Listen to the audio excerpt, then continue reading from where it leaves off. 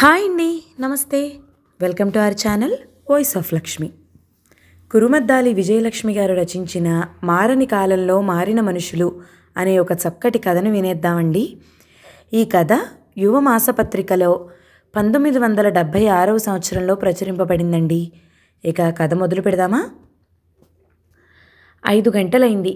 Sripati office నుంచి ఇంట్లో అడుగు పెడుతూనే బాత్రూంలోకి దూరాడు, కాఫీ అయినా తాగకుండా. శకుంతల మనసులో లీలగా అనుమానం ప్రవేశించింది. అలా వంటగదిలో కూర్చుండిపోయింది. శ్రీపతి స్నానం చేయటం అయింది కాబోలు బెడ్రూమ్లో నుంచి కేక పెట్టాడు, శకు కాఫీ తీసుకురా అని.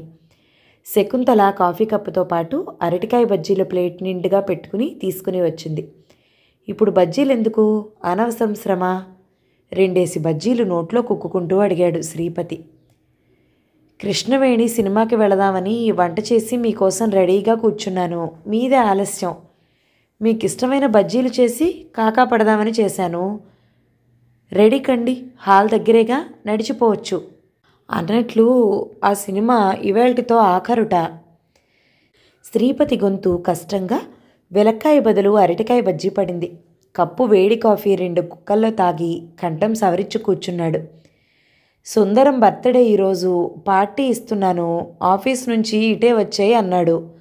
శకుతో చెప్పి తప్పక వస్తాను అని మాట ఇచ్చి ఇలా వచ్చేశాను. మీ ఫ్రెండ్ సుందరం మన ఇంటికి 4-5 సార్లు వచ్చాడు, నాకేం కొత్తలేదు. అక్కడికి మీతో నన్ను తీసుకెళ్ళండి, లేకపోతే పిక్చర్ కన్నా రండి. శకుంతల కన్నార్పకుండా శ్రీపతిని చూస్తూ అంది.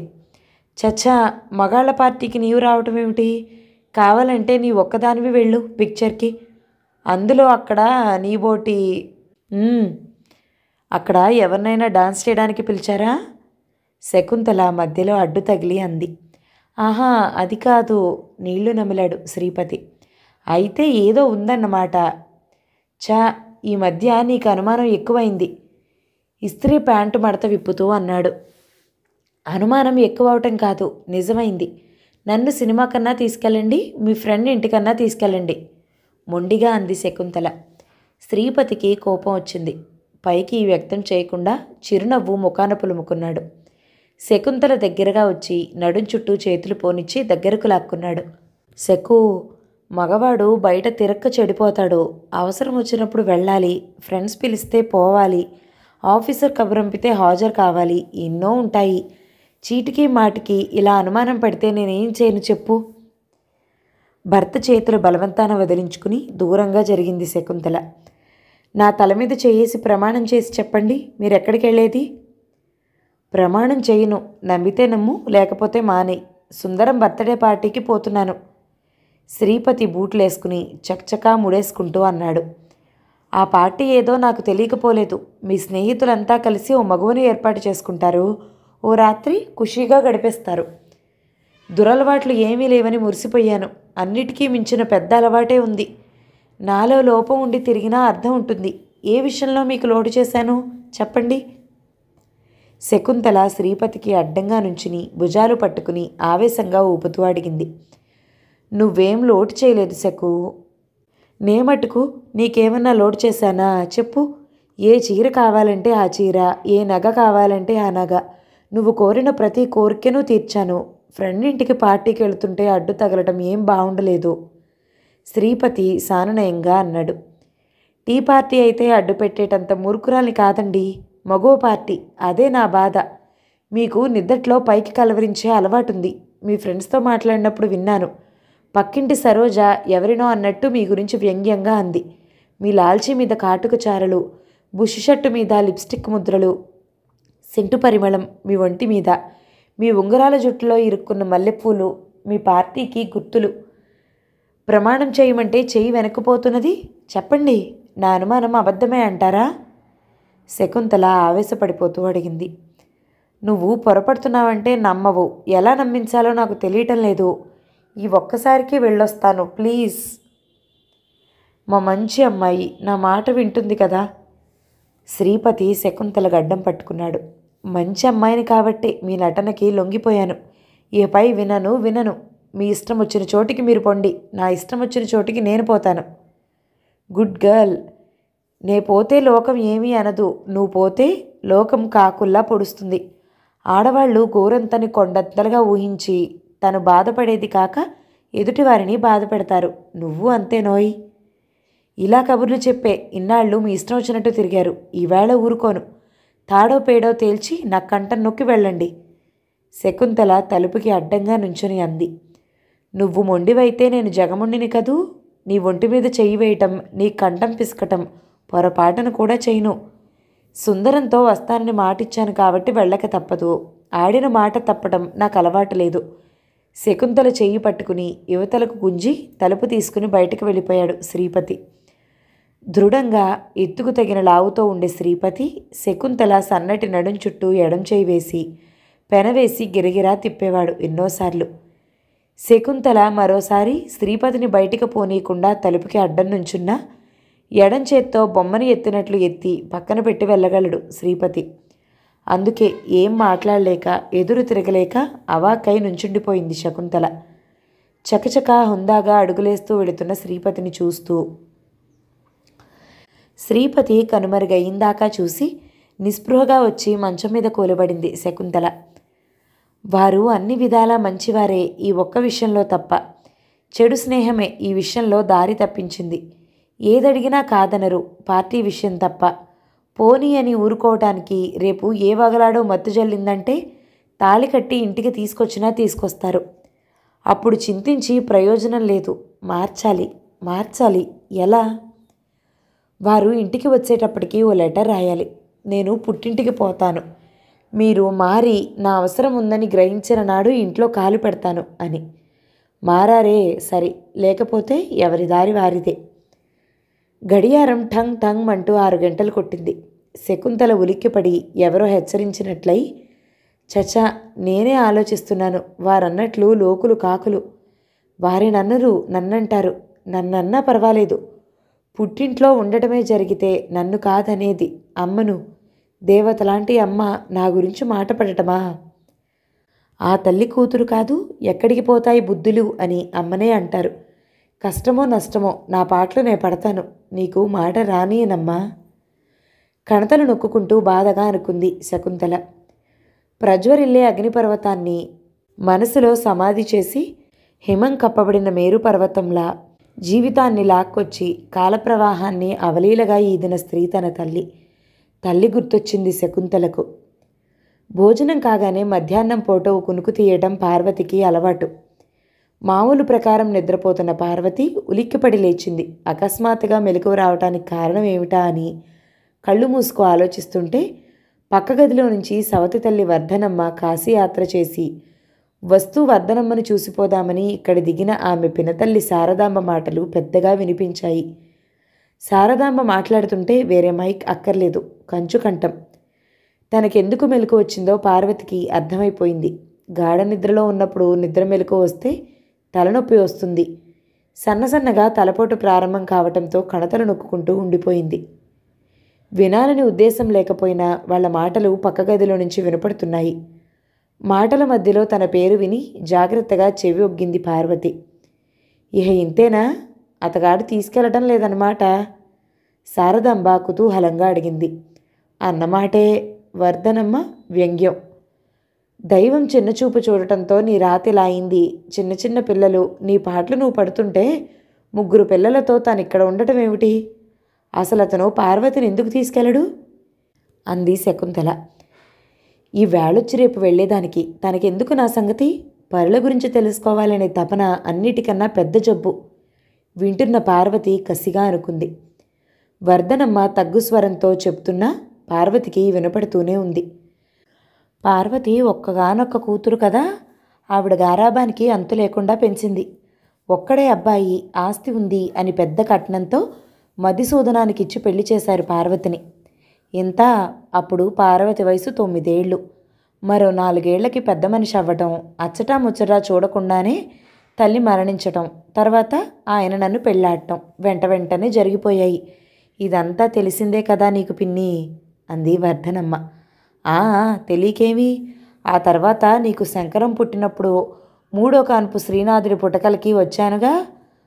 పార్వతి అత్తగారు చనిపోవటం, పసిపిల్ల తల్లని మధుసూదనం పార్వతిని తన ఇంటికి తీసుకెళ్లలేదని చెప్పావు. గుర్తు చేసుకుంటూ అంది శారదాంబ. పసిపిల్ల తెల్లని కాదు, అత్తగారు చచ్చిందని కాదు. ఆయన వింటే ఏమన్నా అనుకుంటారని నిజం చెప్పలేదు.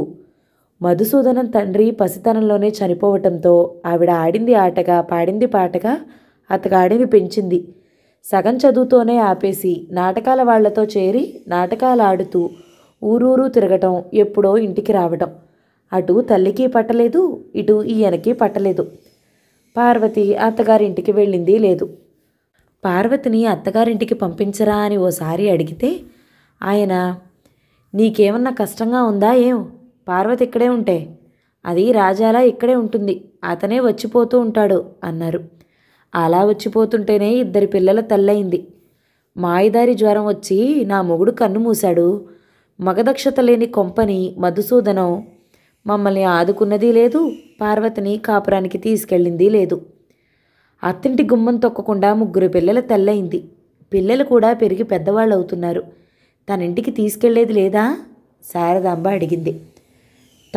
తనకో ఇల్లు, నాటకాలు ఆడుతూ ఊళ్ళు తిరగడంతో ఆస్తి హారతి కర్పూరంలా హరించుకుపోయింది. పెళ్ళాన్ని తీసుకెళ్ళి ఎక్కడ పెట్టుకుంటాడు?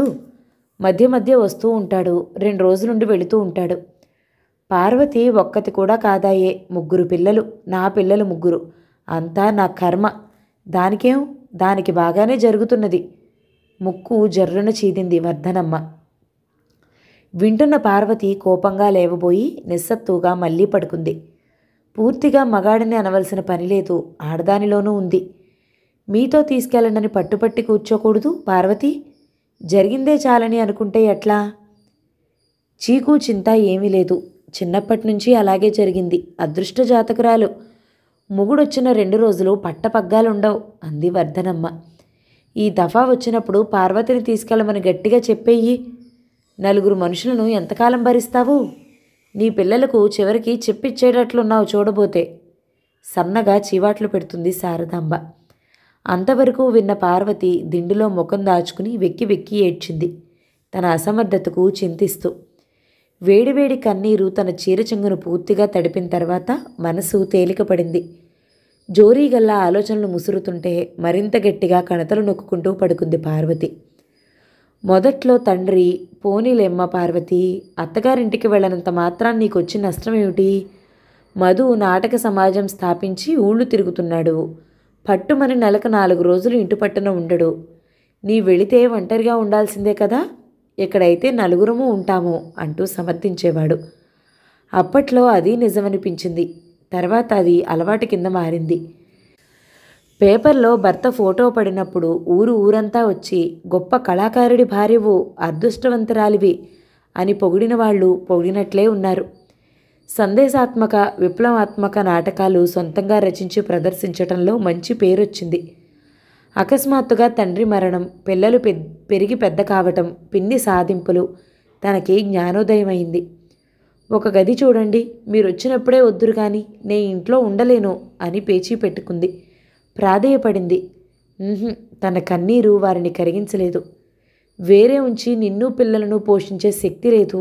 మొదటి నుంచి ఇక్కడే ఉన్నావు, మంచో చెడో ఇక్కడే ఉండు అన్నారు. తను అసక్తురాలు. పిన్ని అన్నట్లు వారిని చూడంగానే కరిగిపోతున్నది. భర్తను కొంగున ముడేసుకునే తెలివితేటలు ఎంత మాత్రమూ లేవు. ఏదైనా అడిగితే సమాధానం ఉండదు. మాయమాటలు చెప్పి జాలిగా ముఖం పెట్టి తన అవసరం తీర్చుకుని పోవటమే. ఈ దఫా వచ్చినప్పుడు ఊరుకోకూడదు, తాడో పేడో తేల్చాల్సిందే. అమ్మా, అందరి నాన్నగారులలా మన నాన్నగారి ఇంట్లో ఉండరేమని ప్రశ్నించే పిల్లలు, తండ్రి సంపాదన తల్లి సొమ్ము కాదని అస్తమానం సాధించే పిన్ని వింత జంతువుని చూసినట్లు తనను చూసే ఇరుగు పొరుగు.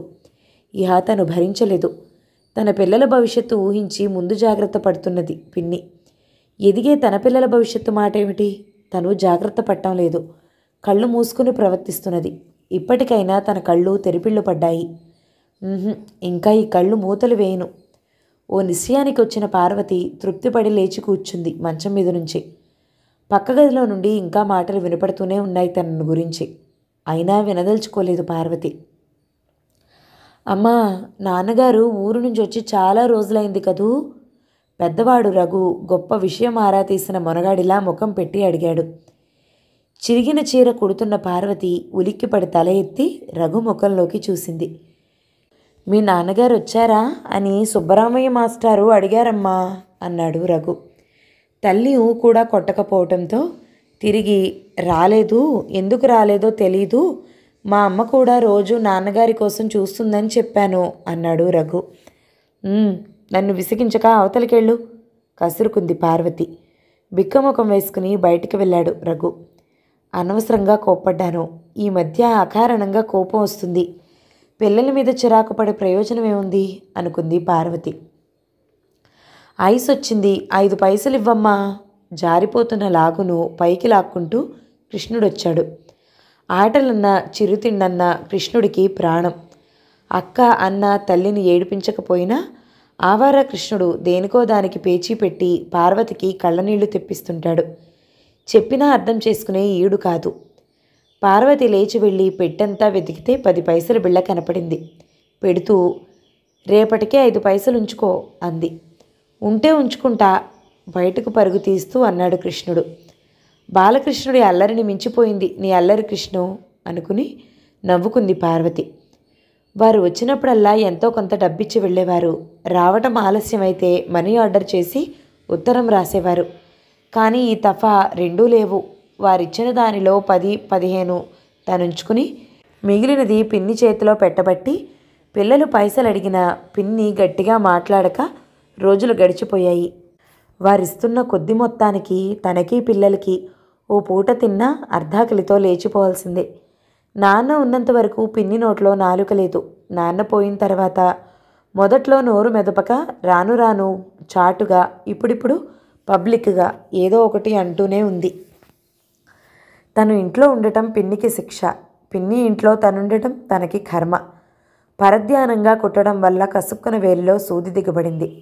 అబ్బా అనుకుంది చైతన్యం వచ్చి పార్వతి. ఇలా ఆలోచిస్తూ కూర్చుంటే ఈ పూట సరోజ్ ఇంటికి వెళ్ళినట్లే. సూది దిగిన వేలిని మరో వేలితో నొక్కు పట్టింది, రక్తం పైకి రాకుండా. ఓ నిమిషం ఆగి చీర కుట్టడం పూర్తి చేసి పెరట్లోకెళ్ళి ముఖం కడుక్కుని వచ్చి బొట్టు పెట్టుకుని జడ వేసుకుంది. పిల్లలతోనూ పిన్నితోనూ చెప్పి సరోజ ఇంటికి వెళ్ళాలంటే 20 నిమిషాలు పడుతుంది. 20 నిమిషాలు నడవటం కష్టం కాదు. తను వెళ్ళేటప్పటికీ సరోజ ఇంట్లో లేకపోతే కష్టం. 10 ఏళ్ల పాపమ్మ సరోజ. సరోజ తన వెళ్ళే సమయానికి ఇంట్లో ఉంటుందా ఉండదా తోవ పొడుగునా ఆందోళన పడుతూనే ఉంది పార్వతి. పార్వతికి గుమ్మంలోనే ఎదురైంది సరోజ. ఓయ్ పారు, ఎన్నాళ్ళకి దోవ తప్పి వచ్చావు? పార్వతి భుజం మీద చెయ్యి సూపుతూ అంది సరోజ. దారి చూసుకుంటూ తిన్నగా ఇక్కడికే వచ్చా పేలవంగా నవ్వి అంది పార్వతి. డైలాగ్ బాగుంది. మీ ఇంటికి ఎప్పటికప్పుడు వద్దామని అనుకుంటూ ఉండటం, ఏదో ఒక అడ్డంకితో ఆగిపోవటం. నీ సంజాయిషి నాకేం అక్కర్లేదు, రావాలనుకుంటే రావచ్చు. అలా అనకే పారు, నింద నా మీద వేయకపోతే నీవేం రాజకార్యాలు వెలగబెడుతున్నట్లు? నా సంగతి చూడు. నిన్న శ్యామల వాళ్ళ ఇంటికి పేరంటానికి వెళ్ళాను, మొన్న జమునాబాయి గారింటికి వెళ్ళాను మహిళా మండలి విషయం మాట్లాడటానికి. అటు మొన్న రాధకు నొప్పులు వస్తుంటే ఆసుపత్రిలో చేర్చి అక్కడే ఉన్నాను. క్రితం రోజు సినిమాకి వెళ్ళుంటావు మాట పూర్తి చేసింది పార్వతి. పార్వతి నవ్వులో శృతి కలిపింది సరోజ. సరోజ అది ఇది అని లేకుండా కబుర్లు చెప్పేస్తుంది. పైకి కొడుతూ ఉంది పార్వతి. సరోజను మించిన స్నేహితురాలు ఎవ్వరూ లేరు తనకు. ఆప్తమిత్రురాలైనా డబ్బు ఎప్పుడూ అడగలేదు. నోరు విప్పి తన సమస్యలు చెప్పుకోలేదు. ఇప్పుడు అడగక తప్పదు. వారు రావటం ఎన్నాళ్ళు పడుతుందో. పిల్లల పుస్తకాలు కొనటానికి డబ్బులు కావాలి. పుస్తకాలు లేకుండా బడికి రావద్దని మాస్టర్ కోప్పడ్డారని రఘు చెప్తే కళ్ళనీళ్లు పెట్టుకోవడం తప్ప ఏమీ చేయలేకపోయింది. ఎక్కడ డబ్బు అడుగుతానో అని పిన్ని ముందే జాగ్రత్త పడి చెప్పింది. పారు, నీ శరీరం ఎక్కడానూ మనసు ఎక్కడో ఉన్నట్లుంది. పార్వతి తను చెప్పేది వినటం లేదని గ్రహించి గట్టిగా అంది సరోజ. కాస్త డబ్బు కావలసి వచ్చింది సరో అంది నేల చూపులు చూస్తూ పార్వతి. ఎంత కావాలి? ఎందుకు? డబ్బు ఎంత కావలసింది, ఎందుకు అవసరమైనది చెప్పింది పార్వతి తలెత్తకుండానే. ముష్టి 25 రూపాయలు అడగటానికి ఇంత మొహమాటమా? ఇప్పటిదాకా ఎందుకు ఆగావు? సరోజ సన్నసన్నగా చీవాట్లు పెట్టి పార్వతి కష్టసుఖాలు అడిగింది. ఉబికి వస్తున్న దుఃఖాన్ని వ్యర్థ ప్రయత్నంతో ఆపుకుంటూ అన్నీ చెప్పింది పార్వతి. అంతా విన్న తర్వాత, నువ్వు బాధపడనంటే ఓ విషయం అడుగుతాను పారు అంది సరోజ. బాధ? దానికి పూర్తిగా అలవాటు పడ్డాను. నీవు బాధపడక అడుగు. సరోజ కనుబొమ్మలు ముడిచి పెదవి కొరుక్కుంటూ పార్వతి వైపు చూస్తూ కూర్చుంది. సరోజ చేతిని వడిలోకి తీసుకుని మెల్లగా నిమురుతూ, ఏమిటో ప్రపంచమంతా తలకిందులైనట్లు ముఖం పెట్టావు అంది పార్వతి. మీ వారు కథానాయిక వేషాలు వేసే రమామణిని పెళ్లి చేసుకున్నారని వార్త. దానికి ఓ పిల్లాడు కూడానట. నీకు తెలుసా పారు? నువ్వు చెప్పింది నిజమేనా సరు? పార్వతి కంగారుగా అంది. నిజమైన వార్త, ఇందుట్లో అబద్ధం లేదు. వారు అలాంటి వారంటే నమ్మలేకుండా ఉన్నాను సరు. సరోజ తనకెలా వివరం తెలిసింది పూసగుచ్చినట్లు చెప్పింది పార్వతితో. అంతేకాక మధుసూదనం ఊరు నుండి వచ్చిన తర్వాత అడగవలసింది చేయవలసింది బోధించి ధైర్యం చెప్పింది. రక్తం లావాలా ఉడుకులెత్తుతుంటే మనసులో అగ్నిపర్వతం పేలటానికి సిద్ధంగా ఉన్న అన్నిటికీ తెగించిన దానిలా స్థిరంగా కూర్చుని వింది పార్వతి. సరోజ ఇచ్చిన 25 రూపాయలు చెంగున కట్టుకుని కొత్తగా తెలిసిన వార్త మననం చేసుకుంటూ ఇంటికి బయలుదేరింది పార్వతి. కాఫీ తీసుకుని గదిలోకి వెళ్ళబోతుంటే పార్వతికి అడ్డు తగిలింది వర్ధనమ్మ. నే అన్నానని కోపం తెచ్చుకోకు. లోకులు అనుకునేది చెప్పాను. అతగాడితో గట్టిగా చెప్పు. ఆడముండను, ఇంత సంసారం ఏదలేను, ఈ బ్రతుకు బ్రతికే కన్నా నుయ్యో గొయ్యో చూసుకుంటాను, కళ్ళు మూసుకుంటే హరి అనడానికి నిమిషం పట్టదు అని మెత్తగా చెప్పు. తను తిట్టుకుంటున్న ఆ మాటలన్నీ నాకే అన్వయించేది పిన్ని. గ్రహించలేనంత మూర్ఖురాల్ని కాను నేను అని మనసులో అనుకుని పైకి ఊకట్టి కాఫీ కప్పుతో గదిలోకి అడుగుపెట్టింది పార్వతి. మధుసూదనం శేషతల్పం మీద విష్ణుమూర్తిలా తలకింద చేయి పెట్టుకుని మంచానికి నిండుగా పడుకుని పార్వతి రాక కోసం ఎదురు చూస్తున్నాడు. గుమ్మంలో పార్వతిని చూసి చిరునవ్వు నవ్వాడు. మధుసూదనం నాటకంలో నటుడే కాదు, మామూలుగానూ నటుడే. నవ్వినా, మాట్లాడినా, నడిచినా, కూర్చున్నా ప్రత్యేకతతో చూపరులను ఆకట్టుకునే విధంగా ఉంటాడు. ఈ నవ్వే నేను లొంగిపోవడానికి కారణం కాదు, నా మెతకతనమే అని అనుకుంది పార్వతి. మౌనంగా కాఫీ అందించింది. దేవిగారికి నాపై కోపం వచ్చినట్లుంది. అరే మాట్లాడబోయి, నోటి ముత్యాలేం రాలిపోవులే. ఎప్పుడింటికొచ్చినా క్షణం కరుమరుగయ్యేదానివి కాదు. వచ్చినప్పటి నుంచి చూస్తున్నా. నా నుంచి తప్పించుకొని తిరుగుతున్నావు. ఇదంతా కోపమేనా? పార్వతిని దగ్గరకు లాక్కుని లాలనగా అడిగాడు మధుసూదనం. పిల్లలు చూస్తారు, చేయి తీయండి కంగారుగా గుమ్మం వైపు చూస్తూ అంది పార్వతి. భుజం మీద చేయి వేయకూడదా? పిల్లలు పెద్దవాళ్ళవుతున్నారు. సామాన్య విషయం కూడా వాళ్లను అమితంగా ఆకర్షిస్తుంది. పిల్లలు ఎదుగుతున్నారు. వారి బరువు బాధ్యతలు అవసరం లేదా మీకు? అన్నీ చూసుకోవడానికి నువ్వున్నావు కదోయ్ పారు. మధుసూదనం తేలిగ్గా అన్నాడు. తొందరపడకూడదు, నిదానంగా అన్నీ అడిగి తేల్చుకుందాం అనుకున్న పార్వతికి నిగ్రహించుకోలేని కోపం వచ్చింది. భుజం మీద ఉన్న భర్త చేతిని విదిలించుకుని లేచింది. అవును, నేను ఉన్నాను. ఇంకా చావు రాలేదంతే. మీరు వచ్చి ఉండేది 2 రోజులు. ఆ 2 రోజుల్లో ఊళ్ళో తిరిగి రావటం, ఇంట్లో ఉన్న కాసేపు మాయమాటలు చెప్పి నా కళ్ళు కప్పటం. పిల్లలు ఎలా ఉన్నారు, ఏం చదువుతున్నారు, వారి భవిష్యత్ ఏమిటి ఒక్కసారి అడిగారా? నీవున్నావుగా. ఎంత తేలిగ్గా అన్నారండి. అమ్మా, అందరి నాన్నగారలా మా నాన్నగారు మన దగ్గర ఉండరేమమ్మా అంటూ పిల్లలు వేధిస్తుంటే, మీరిచ్చే డబ్బు చాలక ఇంట్లో ఉన్నందుకు పిన్ని హీనంగా మాటలంటుంటే, ఇరుగు పొరుగు హేళనగా చూస్తుంటే నాకు చావు రాలేదు, మామూలుగానే ఉన్నాను. ఆవేశంతో ఆపై నోరు పెగల్లేదు పార్వతికి. చీరచెంగు నోట్లో కుక్కుకుంది, ఎక్కిళ్ళు పైకి రాకుండా వ్యర్థ ప్రయత్నం చేస్తూ. పారు, నేను నాటక సమాజానికి అంకితం అయిపోయాను. నాలాంటి ప్రసిద్ధ కళాకారుడు సంసారం, భార్య, పిల్లలు అనుకుంటూ చేతులు ముడుచు కూర్చుంటే ఎప్పటికీ కీర్తి శిఖరాలను అందుకోలేడు. కళాకారులు సన్యాసులు కారండి. వారు భార్యాపిల్లలతో సుఖంగా ఉంటారు. మీకు ఏ జంజాటనా లేకుండా తిరగటం అలవాటైపోయింది. కీర్తికాంక్ష తోడైంది. మీకు నేను ఏ విషయంలోనూ అడ్డు తగలను. ఈ క్షణం నుంచి నేను పిల్లలం మీ వెంటే ఉంటాము. మధుసూదనంకి చిర్రెత్తుకొచ్చింది. నాతో ఉండటం అన్నది ఎప్పటికీ కుదరదు. ఎక్కడో పడుకుంటాం, ఏదో తింటాం. ఇవాళ ఇక్కడ, రేపక్కడ ఎలా కుదురుతుంది? నీకు అలవాటైన ఇల్లు, మనుషులు ఖచ్చితంగా చెప్పేశాడు మధుసూదనం. పిల్లలను పెంచి పెద్ద చేయాల్సింది ఇరువురి బాధ్యత. నీ ఒక్కదాన్ని ఈ భారం మోయలేను. ఆ సంగతి ముందే ఆలోచించాల్సింది. పిల్లలు పుట్టిన తర్వాత చింతించడం చేతులు కాలాక ఆకులు పట్టుకున్న చందం లాంటిది. అంటే పిల్లల్ని కనటంలో నా ఒక్కదాని చెయ్యే ఉందా? తమ ఇరువురి మధ్య ఇలాంటి సంభాషణ దొర్లుతున్నందుకు సిగ్గుతో చితికిపోతూ అంది పార్వతి. పుట్టిన బిడ్డకు తల్లి ఎవరో తెలుస్తుందట, తండ్రి తెలియడు. బాబూ, ఇతను నీ తండ్రి అని తల్లి చెబితే తప్ప. ఓ మహాకవి కథనమిది. చిచ్చి, ఏమంటున్నారో తెలిసే అంటున్నారా? ఇంతవరకు లోకులంటున్నది కారుకూతలని ఊరుకున్నాను. రమామణిని వివాహం చేసుకున్నారటగా? భార్య ఉండగా మరో పెళ్లి చేసుకున్న మీరు ఇంతకన్నా ఏం మాట్లాడగలరు? పార్వతి తను కళ్ళారా చూస్తే తప్ప రమామణి విషయం ఎత్తకూడదు అనుకుంది. అనుకోకుండా ఆ ప్రసక్తి రానే వచ్చింది. ఎలాగూ బయటపడింది కాబట్టి నిజం గట్టిగా తెలుసుకోవడానికే నిశ్చయించుకుంది. పార్వతి మాటలు విని నిర్ఘాంతపోయాడు మధుసూదనం. ఎవరు చెప్పారు నీకిది? చెప్పింది ఎవరైనా నిజమే చెప్పారు. నిజం కాదంటారా? నన్ను పిల్లలను మీ వెంట తీసుకెళ్ళండి. కల్లో గంజో తాగి మీ దగ్గరే పడుంటాం. ఎవరో గన్నాయిగాడు చెప్పింది నిజం, అక్కడికి నా మాట అబద్ధం. నువ్వు నమ్మినా నమ్మకపోయినా నిన్ను నా వెంట తీసుకెళ్లేది లేదు. ఇలా ఇంటికి రాగానే పోట్లాట పెట్టుకుంటే నా ముఖం కూడా చూడవు, గుర్తుంచుకో. మధుసూదనం బెదిరింపుగా అన్నాడు. మీరు కాదంటే నమ్మేటంత మూర్ఖురాల్ని కాదు. రమామణిని పెళ్లి చేసుకున్నారు, అందుకే నన్ను తీసుకెళ్ళనంటున్నారు. నాటకాల మనిషి నాటకం ఆడక ఇంకేం చేస్తాడు?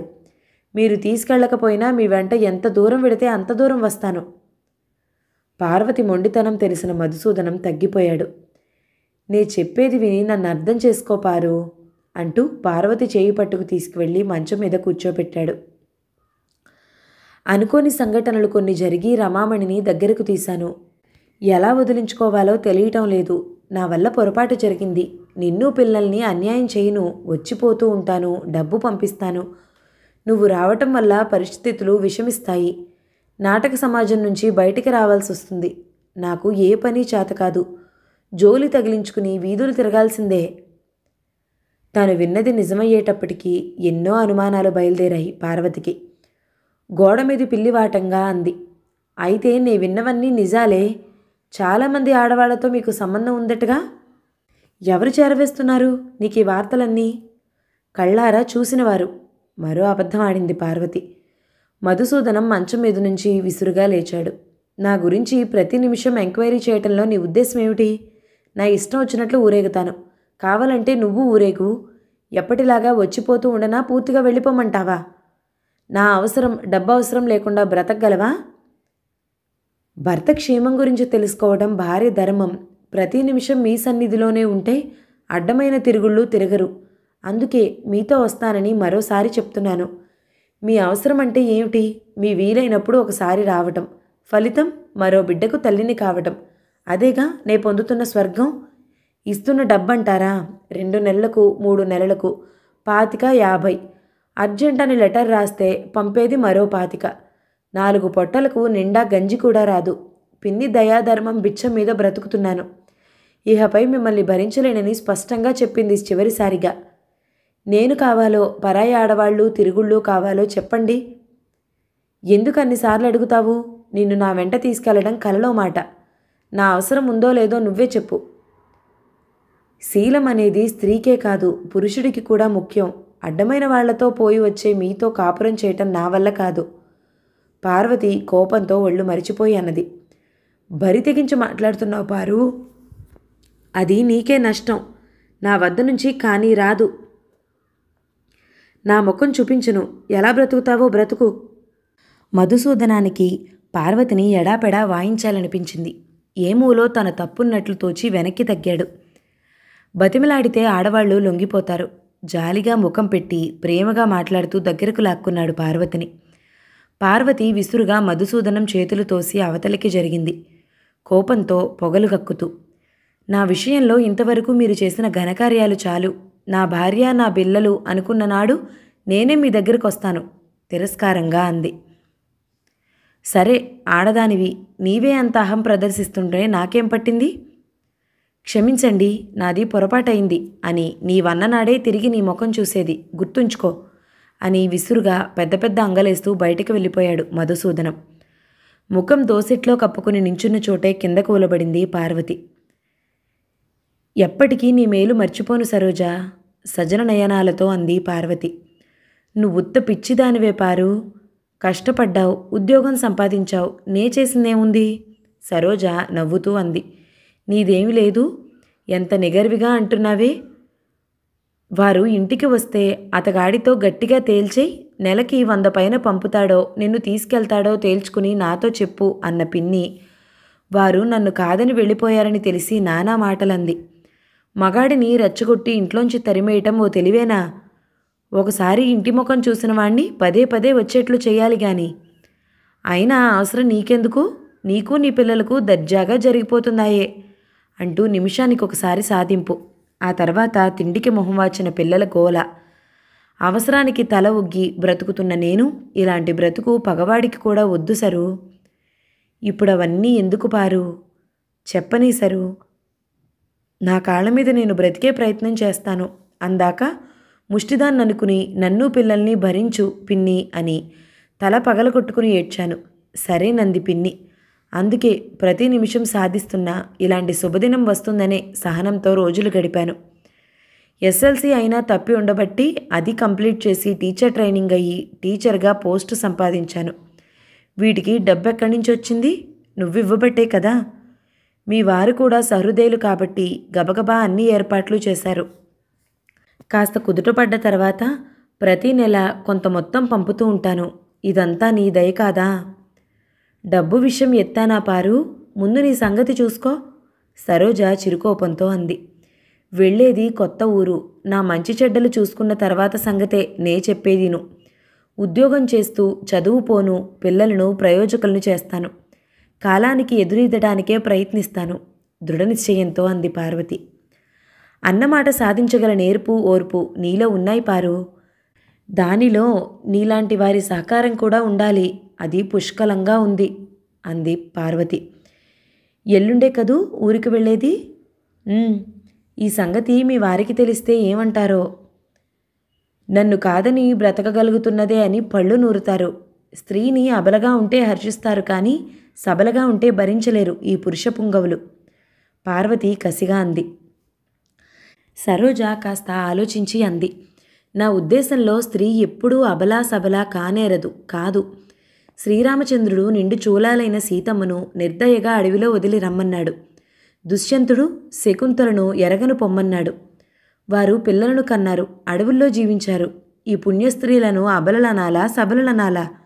ఇప్పుడు మాత్రం ఓ స్త్రీ తన కాళ్ల మీద తాను బ్రతుకుతున్నా లోకులు కాకుల్లా పొడుస్తూనే ఉన్నారు. ఆమె అబల కాబట్టే కదా నలుగురు 4 మాటలనేది. పార్వతి ఏమంటుందో అని ఆగింది సరోజ. నిజమే సరు, నా సంగతే చూడు. పిన్ని ఇంటింటికి నా సంసారం గురించి టామ్ వేసినట్లుంది. బయటకు కాలు పెడితే తలో మాట విసురుతున్నారు. వారి సానుభూతిలో ఎంత వ్యంగ్యం దాగుందో తెలియని మూఢురాల్ని కాదు. ఎదురు తిరిగి ఏదైనా అనాలని ఉంటుంది. ఆవేశాన్ని అణుచుకుంటాను. ఒక్కోసారి చావాలనుంటుంది. పిల్లలు గుర్తొస్తారు. పిల్లలకు రెక్కలు వచ్చిందాకా చావు మాట తలబెట్టకూడదనుకుంటాను. చీర చెంగుదో కళ్ళొద్దుకుంది పార్వతి. పారు, ఈ సమస్య ఎప్పుడూ ఉండేదే. భర్త చేత దెబ్బలు తింటూ పడి ఉంటే ఆమెకు లోకులు కావలసినంత సానుభూతి అందిస్తారు. తన మానాన తను బ్రతుకుతున్న ఒంటరి స్త్రీని కాకుల్లా పొడుస్తారు. ఎక్కడికెళ్ళినా నీకు కొన్ని బాధలు తప్పకపోవచ్చు. వాటిని ధైర్యంగా ఎదుర్కొని నిలబడు. పిల్లల కోసం తప్పదు సరు, వాళ్ల సుఖాల కోసం ఎంతైనా కష్టపడతాను. పడక తప్పదు పారు మనసులో అనుకుంది సరోజ. పార్వతి స్కూల్కు వెళ్ళింది. ఆ రోజు సెలవైన హెడ్ మాస్టర్ కబురు చేసినందున వెళుతూ పిల్లల చేతిలో పావలా పెట్టింది ఏదైనా కొనుక్కోమని. కాసేపు ఆడుకున్నారు. రఘు ఇంటికి కాపలా ఉంటే కృష్ణుడు శకుంతల పావలా తీసుకుని బడ్డీ కొట్టుకు వెళ్ళి 4 బిస్కెట్లు కొనుక్కొచ్చారు. నువ్వు అక్కయ్య పెద్దవాళ్ళు చెరో బిస్కెట్టు తీసుకోండి, నేను చిన్నవాణ్ణి కదా 2 బిస్కెట్లు నాకు అన్నాడు 2వ తరగతి చదువుతున్న కృష్ణుడు. పెద్దవాళ్ళకి పెద్ద పొట్టు ఉంటుంది. నేను అన్నయ్య 3 బిస్కెట్లను సమానంగా తీసుకుంటాము. నువ్వు ఒక్కటే తిను, చిన్నవాడివి కాబట్టి అంది శకుంతల. కృష్ణుడు పేచీకోరైతే శకుంతల గడుగ్గాయి. 2 కానిది రఘు. అలా కాదు, ముగ్గురం 3 బిస్కెట్లు తిందాము, ఒకటి అమ్మకు ఉంచుదాము, అప్పుడు లెక్క సరిపోతుంది. రఘు 3 బిస్కెట్లు యువతలు పెట్టి ఒకటి కాగితంలో కడుతూ అన్నాడు. శకుంతల సరేనంటూ వెంటనే ఒప్పుకుంది. అమ్మ తిన్నదుగా, తర్వాత నాకే పెడుతుందోచ్ అన్నాడు కృష్ణుడు. తిన్నావంటే చంపేస్తాను. మొన్న అంతే, అమ్మకు మజ్జిగ లేకుండా మొత్తం గుమ్మరించుకు తాగాడు. అమ్మకు సరిపోవదనేగా నేను తగ్గించుకు పోసుకున్నాను. శకుంతల పెద్ద ఆరిందాలా చేతులు తిప్పుతూ అంది. కృష్ణుడు విన్నాడో లేదో బిస్కెట్ తినటంలో పడిపోయాడు. మీరు వింటానంటే నేనొకటి చెప్తాను అన్నాడు రఘు ఇటికల గుట్ట మీద కూర్చుని. వాడిదంతా పెద్దరికం తరహా. చెప్పు చెప్పు అన్నారు ఇద్దరూ ఒకేసారి ఉత్సాహంగా. మనకు డబ్బు లేదు, నాన్నగారు రారు పంపరు, అందుకేగా అమ్మ ఉద్యోగం చేస్తుంది. మనకు అన్నం వండిపెట్టి స్కూల్కి వెళ్ళి మళ్ళీ రాత్రికి చదువుకుంటూ చాలాసేపు ఉంటుంది. మన కోసం అమ్మ ఇంత కష్టపడుతున్నది, అందుకని మనం అమ్మని ఏడిపించకూడదు. అది కావాలి ఇది కావాలి అని పేచీ పెట్టకూడదు. మనం చూడకుండా అమ్మ ఎన్నోసార్లు ఏడ్చింది. అమ్మని ఏడిపించిన వాళ్ళు చెడ్డవాళ్ళు. ఓ నిమిషం ఆగి మళ్ళీ మొదలుపెట్టాడు. నాన్నగారు మంచివారు కాదు, అందుకే అమ్మ ఏడ్చేది. అమ్మ ఉద్యోగం చేయకపోతే మనకు డబ్బు ఉండదు, డబ్బు లేకపోతే అన్నం ఉండదు, ఇల్లు ఉండదు, బట్టలు కూడా ఉండవు. రాత్రిళ్ళు అన్నం పెట్టమని అడుక్కుంటూ బూచబ్బాయిలు వస్తారు. అలాగా అన్నాడు కృష్ణుడు. రఘు కళ్ళు మిలమిలలాడాయి. అలాగే, బూచబ్బాయిలం అయిపోతాము అన్నాడు వెంటనే.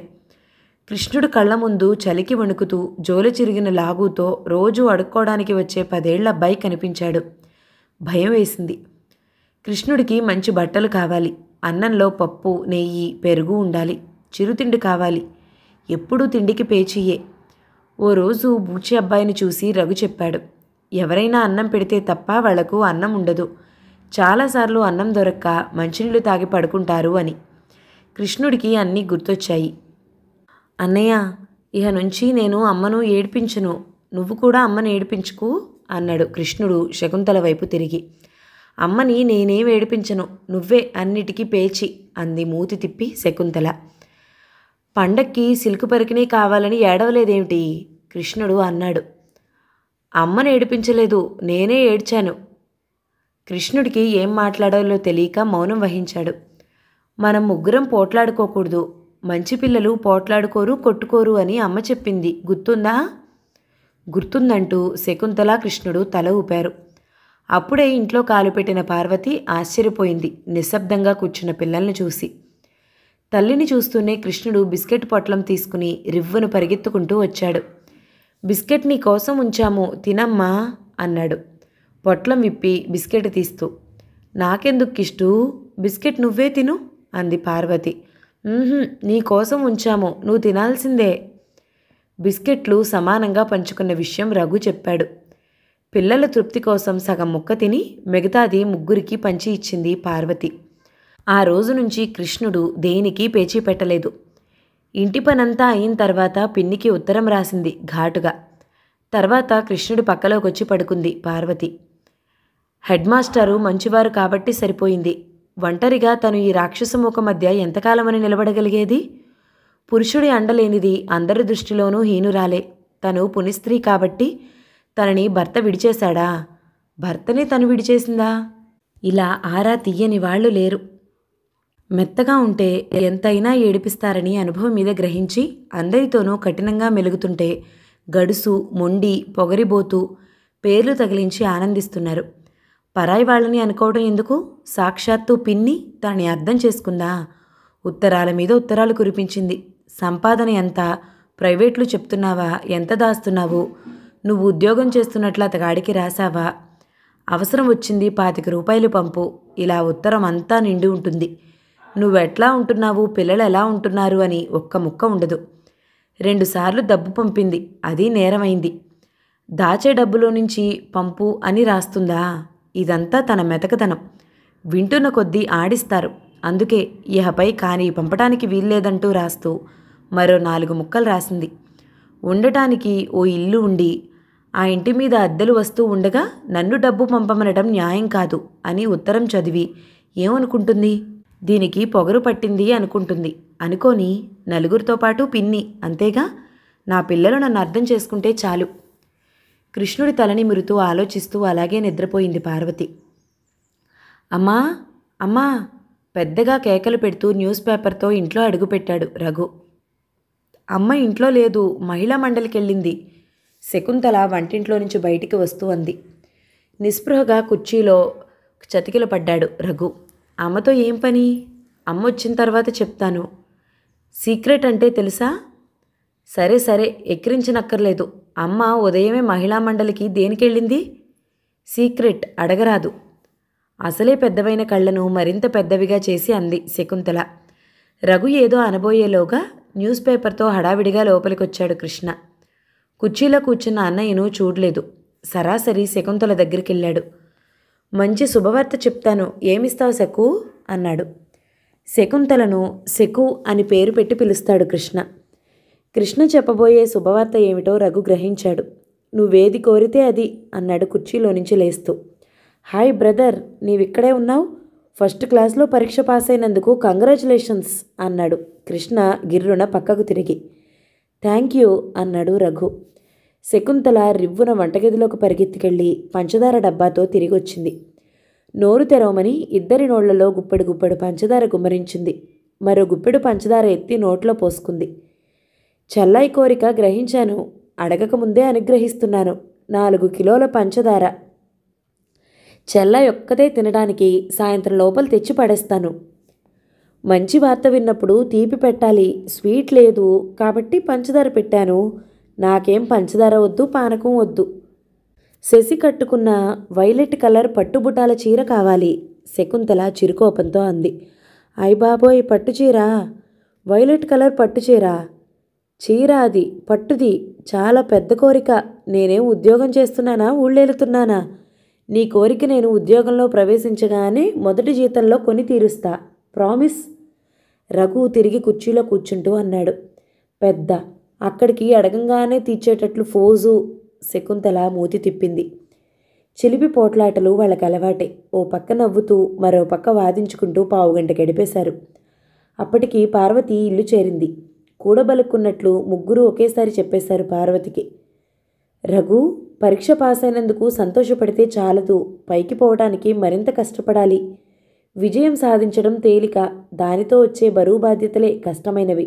వాటిని గెలవాలి, అదే నిజమైన విజయం అని ఓ సామెత ఉంది. పార్వతి మాటలకు అడ్డు తగులుతూ రఘు, అమ్మా నేను ఉద్యోగ ప్రయత్నం చేస్తాను అన్నాడు. పార్వతి ఉలిక్కిపడింది. ఇంటర్తో చదువు ముగిస్తావా? నీకెందుకు వచ్చింది ఆలోచన? గద్దించి అడిగింది పార్వతి. నువ్వు ఒక్కదానివి కష్టపడుతుంటే మేమెందాకా చదవమమ్మా. అందుకని చదువు మానేస్తావా? ఇంటర్ పాస్ అయితే వచ్చే ఉద్యోగం ఏమిటో తెలుసా? ఇటుకలు మోయటం. నేను కష్టపడుతున్నది మీ సుఖం కోసం కాదు, నా సుఖం కోసం. పార్వతి అన్నదేమిటో తెలియక తెల్లబోయి వింటున్నారు ముగ్గురు. ఇప్పుడు నేను కష్టపడితే మీరు పెద్ద చదువులు చదివి గొప్ప ఉద్యోగాలు చేస్తూ నాకు ముసలితనంలో కష్టమంటే ఏమిటో తెలియకుండా సుఖపెడతారని పార్వతి నవ్వుతూ అంది. ముగ్గురు కూడా తల్లి నవ్వులో పాలు పంచుకున్నారు. ముందు కార్యక్రమం ఏమిటి అని కాసేపు చర్చించుకున్నారు. ఆ తర్వాత పొద్దుటే మహిళా మండలికి ఎందుకు వెళ్లాల్సి వచ్చిందో చెప్పి పార్వతి వంటగదిలో ప్రవేశించింది. వంటలతో పాటు క్షీరాన్నం కూడా చేయాలనుకుంటూ. సంఘంలో గుర్తింపు ఉండాలంటే నోరు పదవి ఉండాలి. మహిళా మండలి ప్రెసిడెంట్వై గుర్తింపు, దానికి నాలుక పదును చేర్చి పుల్లాంటి దానివని అనిపించుకుంటున్నావు. ఉద్యోగం ఒక్కదాని వల్ల పనులు జరగవు. నిజం గ్రహించావు కానీ అమ్మా, తలపండని వయసు రాకపోయినా తలలో వెండి తీగలు చోటు చేసుకుంటున్నాయి. అకాలంలోనే వృద్ధాప్యం మీద పడిపోతున్నదని గ్రహించటం లేదు. మేము పెద్దయ్యేదెప్పుడు, నిన్ను సుఖపెట్టేదెప్పుడమ్మా? కృష్ణ తనలో తాను అనుకున్నాడు. చదువులో కన్నా లోకానుభవం ఎక్కువగా గడించటం వల్ల. అమ్మ మా మేలు కోరే చెప్తుంది. అమ్మ ఎలా చెప్తే అలా చేస్తాను, రఘు తృప్తిగా అనుకున్నాడు. అమ్మకు వైలెట్ కలర్ పట్టుచీర కొనిపెడతాను నేను ఉద్యోగం చేసేటప్పుడు. చీర చూసి అమ్మ ఎంత సంతోషిస్తుందో అనుకుంది శకుంతల. వంటగదిలో నుంచి పిలుపు వచ్చేదాకా ఎవరి ఆలోచనలో వారున్నారు. బిఏ పాస్ అయిన తర్వాత రఘు ఐఏఎస్ పరీక్షకు కూర్చున్నాడు. ఒక్కోసారి విధి ముందు తెలివిగలవారు కూడా అపజయం పొందుతూ ఉంటారు. రఘు పని అలాగే అయింది.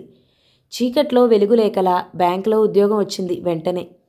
మంచి ఉద్యోగం వచ్చినందుకు పార్వతి కన్నా రఘు సంతోషపడ్డాడు. ఉద్యోగం వచ్చింది కదా అని ఇంట్లో ఖర్చులు పెరగలేదు. తల్లి మాట జవదాటడం రఘుకు ఎప్పుడూ అలవాటు లేదు. కాకపోతే మొదటి జీతంలో శకుంతల కోరిక తీర్చాడు. అన్నమాట ప్రకారం వైలెట్ కలర్ పట్టు చీర కొనిపెట్టి. రఘు ఉద్యోగంలో చేరిన 2 ఏళ్లకు కృష్ణ ఇంటర్ 2nd క్లాస్లో పాస్ అయ్యాడు. ఇహ పై చదువులు చదవను, వ్యాపారం పెడతానని మొండిపట్టు పట్టి కూర్చున్నాడు. పార్వతి కళ్ల ముందు డాక్టర్లు, లాయర్లు, ఇంజనీర్లు, కలెక్టర్లు గిర్రున తిరుగుతున్నారు. రఘు ఆఫీస్ నుంచి వచ్చిన తర్వాత కృష్ణ విషయం గట్టిగా మాట్లాడదామని ఎదురు చూస్తూ కూర్చుంది. రఘు వచ్చేటప్పటికి కృష్ణ కూడా వచ్చేశాడు. ఓ అరగంట ఆగి మెల్లగా విషయం కదిపింది పార్వతి. వ్యాపారం అంటే ముందుగా డబ్బు పెట్టుబడి ఉండాలి. పెట్టుబడి పెడతాం ఎలాగోలాగా. వ్యాపారం దినదినాభివృద్ధి కావాలి, కానీ కాస్త నష్టం వచ్చినా చెరువుకి గండిపడ్డట్టే. వ్యాపారం చేయటం మన ఇంటా వంట లేదు. తెలియని వాటిల్లో తలదొచ్చటం మంచిది కాదు. ఇంతకన్నా పెద్ద చదువులు చదివితే నయం అంది పార్వతి. నీ అభిప్రాయం ఏమిటన్నట్లు తమ్ముడి వైపు చూశాడు రఘు. పెట్టుబడులు వేలు పెట్టక్కర్లేదమ్మా. ముందు 100లతో ప్రారంభించి లాభాన్ని బట్టి పెంచుతాం.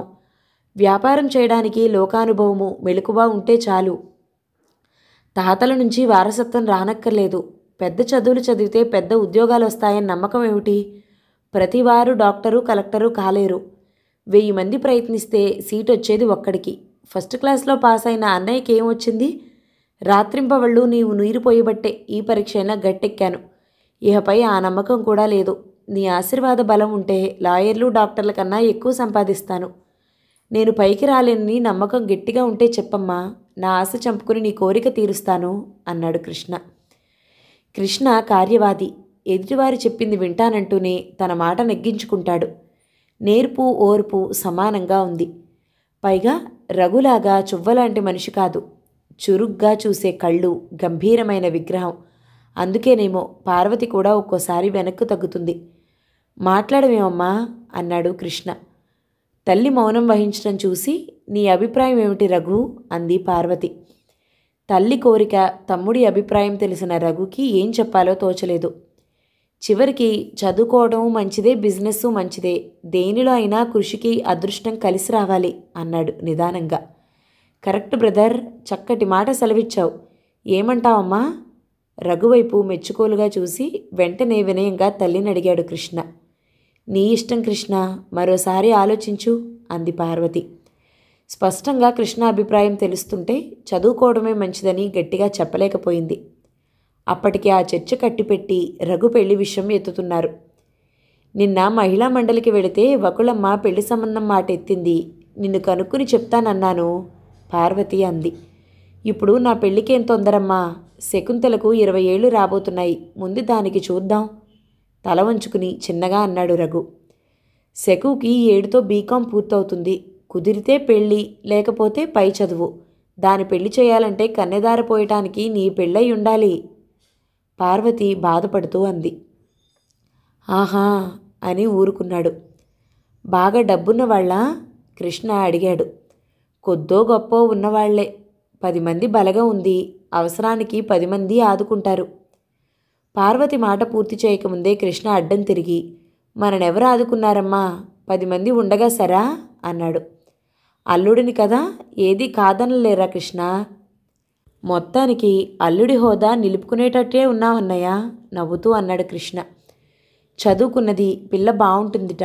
పిల్ల నాన్నగారు, అన్నయ్య బ్యాంకుకొచ్చి నీకు తెలియకుండా నిన్ను చూశారట. మీరు అంటే పెళ్లి చూపులు ఏర్పాటు చేస్తాను అని వకుళమ్మ ఇప్పటికి 10 సార్లు చెప్పింది. నీవు గట్టిగా వద్దంటే వకుళమ్మతో చెప్తాను. తల్లి ముందు తండ్రి మాట ఎత్తటం ఏనాడో మర్చిపోయాడు రఘు. తల్లి తండ్రి ఈ జన్మకు కలుస్తారన్నది లేదు. తన పెళ్ళైతేనే శకుంతల పెళ్ళి. నిండా 25 ఏళ్ళు లేకపోయినా జీవిత సహచారిణి కావాలని ఈ మధ్య పదే పదే అనిపిస్తుంది. తను పెళ్లి చేసుకోవడమే అమ్మ అభిప్రాయం కూడా. రఘు ఆలోచించాడు. ఈ విషయంలో తన జోక్యం అనవసరం అనుకుని కృష్ణ పత్రిక తిరిగేస్తూ కూర్చున్నాడు. నీకెలా మంచిదనిపిస్తే అలా చెయ్యమ్మా అన్నాడు రఘు.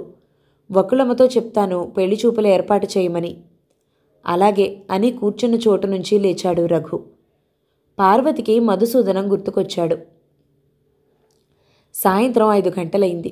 కృష్ణ మాటిమాటికి గుమ్మం వైపు చూస్తూ కాలుగాలిన పిల్లిలా పచార్లు చేస్తున్నాడు. 10 నిమిషాలు కాంగానే గేటు వద్దకు వెళ్ళి వీధి చివరంటా చూసి చిరాకు పడుతూ ఇంట్లోకి వచ్చేశాడు. మరో పావుగంటకు పార్వతి ఇంట్లో కాలు పెట్టింది. రాత్రి 9-10 గంటలకు తప్ప ఇంట్లో ఉండని కృష్ణ ఈరోజు ఇంట్లోనే ఉండటం చూసి రవంత ఆశ్చర్యం పొందింది. పెరట్లోకెళ్ళి కాళ్ళు చేతులు కడుక్కుని వంటింట్లోకి వచ్చింది. శకుంతల కనపడలేదు. ఫ్లాస్క్లో చూస్తే కాఫీ ఉంది. ఉన్న కాఫీని 2 కప్పుల్లో పోసుకుని ముందు గదిలోకి వచ్చింది పార్వతి. శకుంతల ఎక్కడికి వెళ్ళిందిరా? కృష్ణ అంటూ పార్వతి కాఫీ కప్పు కృష్ణకు అందిస్తూ, స్నేహితురాలింటికి వెళ్ళొస్తానని నేను రాగానే వెళ్ళింది. ఇంతకు ముందే తాగాను కాఫీ. సర్లే ఇవ్వు, తెచ్చావుగా అన్నాడు కృష్ణ. పెందరాళే ఇంటికి వచ్చావు, పని అయిపోయిందా? రోజు ఉండే పనే కదమ్మా, విసుగ్గా ఉండి వచ్చేశాను. కృష్ణ చెప్పింది పూర్తి నిజం కాదేమో అనిపించింది పార్వతికి. అని కాఫీ తాగుతూ కూర్చుంది. తల్లికి ఏదో చెప్పాలని 2 సార్లు తలెత్తి చూసి ఆలోచిస్తూ కూర్చున్నాడు కృష్ణ. ఆ సంగతి గ్రహించింది పార్వతి. ఏదన్నా ఉంటే దాచుకోడు, వాడే చెప్తాడు అనుకుంది. అమ్మా, అన్నయ్య అత్తవారికి ఏం తీసుకుపోదు, శకుంతల అత్తగారి తరపు వాళ్ళు అన్నాడు కృష్ణ. ఏం ఇప్పుడేమైంది అంది. ఏం జరిగిందో అని ఆతృత పడిపోయింది పార్వతి. మరో 2 నెలల్లో శకుంతల పెళ్లి జరగబోతుంది. రఘు అత్తవారి తరపు బంధువుల్లోనే సంబంధం కుదిరింది. పిల్లవాడు రూపవంతుడు, గుణవంతుడు, ఉద్యోగం చేస్తున్నాడు. నెలకి 700 దాకా వస్తుంది. ఎన్నో సంబంధాలు చూశాడు, ఒక్క పిల్ల నచ్చలేదు. శకుంతల అందం పిల్లవాడిని కట్టిపడేసింది. శకుంతలను తప్ప చేసుకోనని కూర్చున్నాడు. పిల్లవాడి పేరు శ్రీపతి. శకుంతల, శ్రీపతి భార్యాభర్తలైతే చూడముచ్చటగా ఉండటమే కాక ఒకరికొకరుగా సుఖపడతారని అనిపించింది పార్వతికి. కృష్ణ బంధువుల మాట ఎత్తేటప్పటికీ ఆందోళన కలిగింది. ఏమైందిరా కృష్ణ అంది మామూలుగా అడిగినట్లు. శ్రీపతి బావగారికి ఏదో చుట్టం అవుతాడట. ఇవాళ మా షాప్కి వచ్చాడు. వచ్చినవాడు ఎంతవరకో అంతవరకు ఉండాలి. అధిక ప్రసంగం మొదలుపెట్టాడు. శకుంతలకు శ్రీపతి లాంటి భర్త దొరకటం మన అదృష్టమట. వెంటనే నవ్వుతూనే అన్నాను, శ్రీపతి బావగారికి మా అక్క దొరకటం మీ అదృష్టం అని. వెంటనే షాపులో వాళ్ళు కస్టమర్స్ చూసేటట్టు పెద్ద పెట్టున ఓ వెధవ నవ్వు నవ్వాడు. శ్రీపతి వైపు వేలెత్తి చూపించే ఏ వంక లేదట. ఆడదాని వైపు వేలెత్తి చూపుతారట కాస్త వంక ఉన్నా. అన్నీ ఉన్నా ఆడపిల్లకు పెళ్లి కావటం కష్టంగా ఉన్న రోజులట ఇవి. ఇలా అంటుంటే ఒళ్ళు మండింది. శకుంతల అత్తారి వైపు బంధువు కాబట్టి సరిపోయింది. మరొకరైనట్లయితే మెడపట్టు గెంటేవాణ్ణి. కృష్ణ కోపంతో నొసలు ముడేసి అన్నాడు. ఏదో అన్నాడని అంత కోపం ఎందుకురా కృష్ణ? మనుషులంతా ఒకే విధంగా ఉంటారా? అక్కడితో ఆగితే పర్వాలేదమ్మా. ఆయన ఎలా మాట్లాడాడో అచ్చం అలా చెప్తా విను, నీకే అర్థమవుతుంది. నీ పేరేమిటన్నావు? కృష్ణమూర్తి అని కదూ. చూడు మూర్తి, మీ నాన్నగారు దేశాలు పట్టుకుపోయారట కదా. లోకులు తలా ఓ విధంగా అంటారోయ్. అవి మనం పట్టించుకోకూడదు. ఏం జరిగిందో ఎవరికీ తెలియదు కదా. అదలా ఉంచు. మీ అమ్మ నోట్లో నాలుకున్న మనిషి కాబట్టి మిమ్మల్ని ఇంత వాళ్ళని చేసింది. అందరాడాళ్ళకి అది సాధ్యమా? పంతులమ్మ ఉద్యోగం చేస్తూ ఇంకా చదువుకుని లెక్చరర్ అయిందంటే మాటలోటోయ్. మహిళా మండలి ప్రెసిడెంటట. ఆ మధ్య ఓ పెద్ద మనిషి ఏదో అన్నాడని నలుగురిలో పట్టుకు దులిపేసిందట. అంత మగాడు నోరెత్తలేదట. విడ్డూరంగా చెప్పుకున్నారనుకో. ఒంటరి ఆడది మెత్తగా ఉంటే సమాజం అణిచి పారేస్తుంది. ఆడదానికి కూడా మంచి ధైర్యం లేకపోతే లాభం లేదోయ్ మూర్తి. అన్నట్లు పెళ్లి కూతురికి మీ అమ్మ తెలివితేటలు ధైర్యం వచ్చాయా, లేక మీ నాన్నగారిలాగా మెతక మనిషా? ఇదమ్మా ఆ వృద్ధ జంబూకం అంది యాక్షన్ చేస్తూ చెప్పాడు కృష్ణ. పార్వతి ముఖం లిప్తపాటును నల్లబడి తిరిగి మామూలయింది. ఆయన ఆ మాట అంటే నీవేమన్నావు కృష్ణ? పార్వతి గంభీర్యంగా అడిగింది. భూమి మీద నూకలున్నాయి కాబట్టి బతికిపోయాడు. నవ్వుతూనే అంటించాను. నక్కజిత్తుల వారి తోకలు కోయటానికి మా అమ్మలాంటి వారు 100కి1 పుట్టాలి. లేకపోతే ఈ మగజాతి ఆగడాలకు అంతెక్కడా? నాన్నగారిని ఎప్పుడు చూశారండి? మీలాంటి సహృదయం పొడ ఆయనకు బొత్తిగా గిట్టదే. మీకు ఆయనకు దోస్తీ అయ్యిందంటే అర్థం మీరు నేను అనుకున్నట్లు సహృదయం. పోనీలేండి, నా అభిప్రాయంతో పనేమిటి? అరే లేస్తున్నారు, వెళతారా? మాటలతో ఆలస్యం అయిపోయినట్లుంది అన్నాను అంతే. మహానుభావుడు తిరిగి చూడకుండా వెళ్ళిపోయాడు. పెద్ద పెట్టును నవ్వుతూ ముగించాడు కృష్ణ. వృద్ధ జంబూకం వెళ్ళేటప్పుడు ముఖ కవళికలు గుర్తొచ్చాయి. కృష్ణ స్వరం మార్చి యాక్షన్ చేసి చెప్తుంటే పార్వతికి నవ్వొచ్చింది. పోనీలేరా కృష్ణ, నన్ను అపార్థం చేసుకున్న వారిలో మరో మనిషి, అంతేనా అంది పార్వతి. కృష్ణ చెప్పింది తేలికగా తీసిపారేసి. నువ్వేమంటున్నావో, నీ మనసులో ఉందేమిటో అర్థం చేసుకోవటం నా తరం కావటం లేదమ్మా. ఎదుటి మనిషి చిన్న మాట అంటే, చిన్న పొరపాటు చేస్తే వారు తప్పు ఒప్పుకునేదాకా వదలవే. ఈ నక్క ఇన్ని మాటలంటే చీమ కుట్టినట్లయినా లేదా? అన్నయ్య అత్తయ్య తరపు వారు ఇంతే. పిల్లి మీద పెట్టి బల్లి మీద పెట్టి ఏదో ఒకటి అనటమే. అన్నయ్య అత్తగారికైతే కొమ్ములు ఒక్కటే తక్కువ. ఎందుకు పడాలి అనవసరం మాటలు? కృష్ణ, నీకు ఆవేశం ఎక్కువ. లోకులు ఏదో అన్నారని ఎదురు తిరిగి అంటే చాటుగా అనుకుంటారు. మనం చేసేదేమీ లేదు. వదిన ఒక్కతే మన పిల్ల. అదృష్టం కొద్దీ మంచి పిల్ల దొరికింది, మనలో కలిసిపోయింది, అంతే చాలు. నా సంగతి అంటావు? మొదట్లో ఎవరేమంటారో అని కూర్చోడానికి నుంచోటానికి భయపడ్డాను. అనుభవాలు పాఠాలు కాగా శిలలా మారిపోయాను. చూసేవాళ్లకు బండరాయిలా కనిపిస్తున్నాను. ఇప్పుడు ఎవ్వరికీ భయపడి తల వంచను కాబట్టి ఎవరో ఏదో అంటారని అనుకుంటారని భయపడే రోజు ఎప్పుడో పోయింది. అన్నిటికీ నవ్వటం ఒక్కటే అలవాటైపోయింది. చిరునవ్వుతో అంది పార్వతి. ఎవరైనా ఏదైనా అంటే నేను నవ్వను, చావచితక బాత్తాను ఆవేశంగా అన్నాడు కృష్ణ. మరి ఆ జంబుకాన్ని ఎందుకు వదిలేశావు? గోల జరిగి అక్క పెళ్ళి చెరిగిపోతుందనా, లేక అమ్మ ఏదైనా అనుకుంటుందనా? నువ్వెందుకు ఆయన్ని వదిలేశావో అలాగే మీకోసం నేను లోకులను క్షమించి వదిలేశాను. అదే చిరునవ్వుతో అంది పార్వతి. నీతో వాదించడం కష్టమమ్మా. పార్వతి మాట్లాడలేదు, నవ్వి ఊరుకుంది. నే ఇంటికి వచ్చేటప్పటికి శకుంతల ఒక్కతీ ఉంది. అన్నయ్య వదిన సినిమాకి వెళ్ళారు. వాళ్ళిద్దరూ వెళ్ళకపోతే శకుంతలను కూడా తీసుకెళ్ళకూడదు? కాసేపు ఆగి కృష్ణ అన్నాడు. కొత్త కాబట్టి జంటగా వెళ్ళాలని ఉంటుంది. పొద్దుట సినిమా మాట ఎత్తి శకుని తీసుకెళ్తానన్నారు. నేనే వద్దన్నాను. పెళ్ళయి ఏడాది దాటి రెండో ఏడు సగం పడింది. లోపల గొణుక్కుని పైకి నే అయితే శకుని తీసుకొని కానీ వెళ్ళను అన్నాడు కృష్ణ.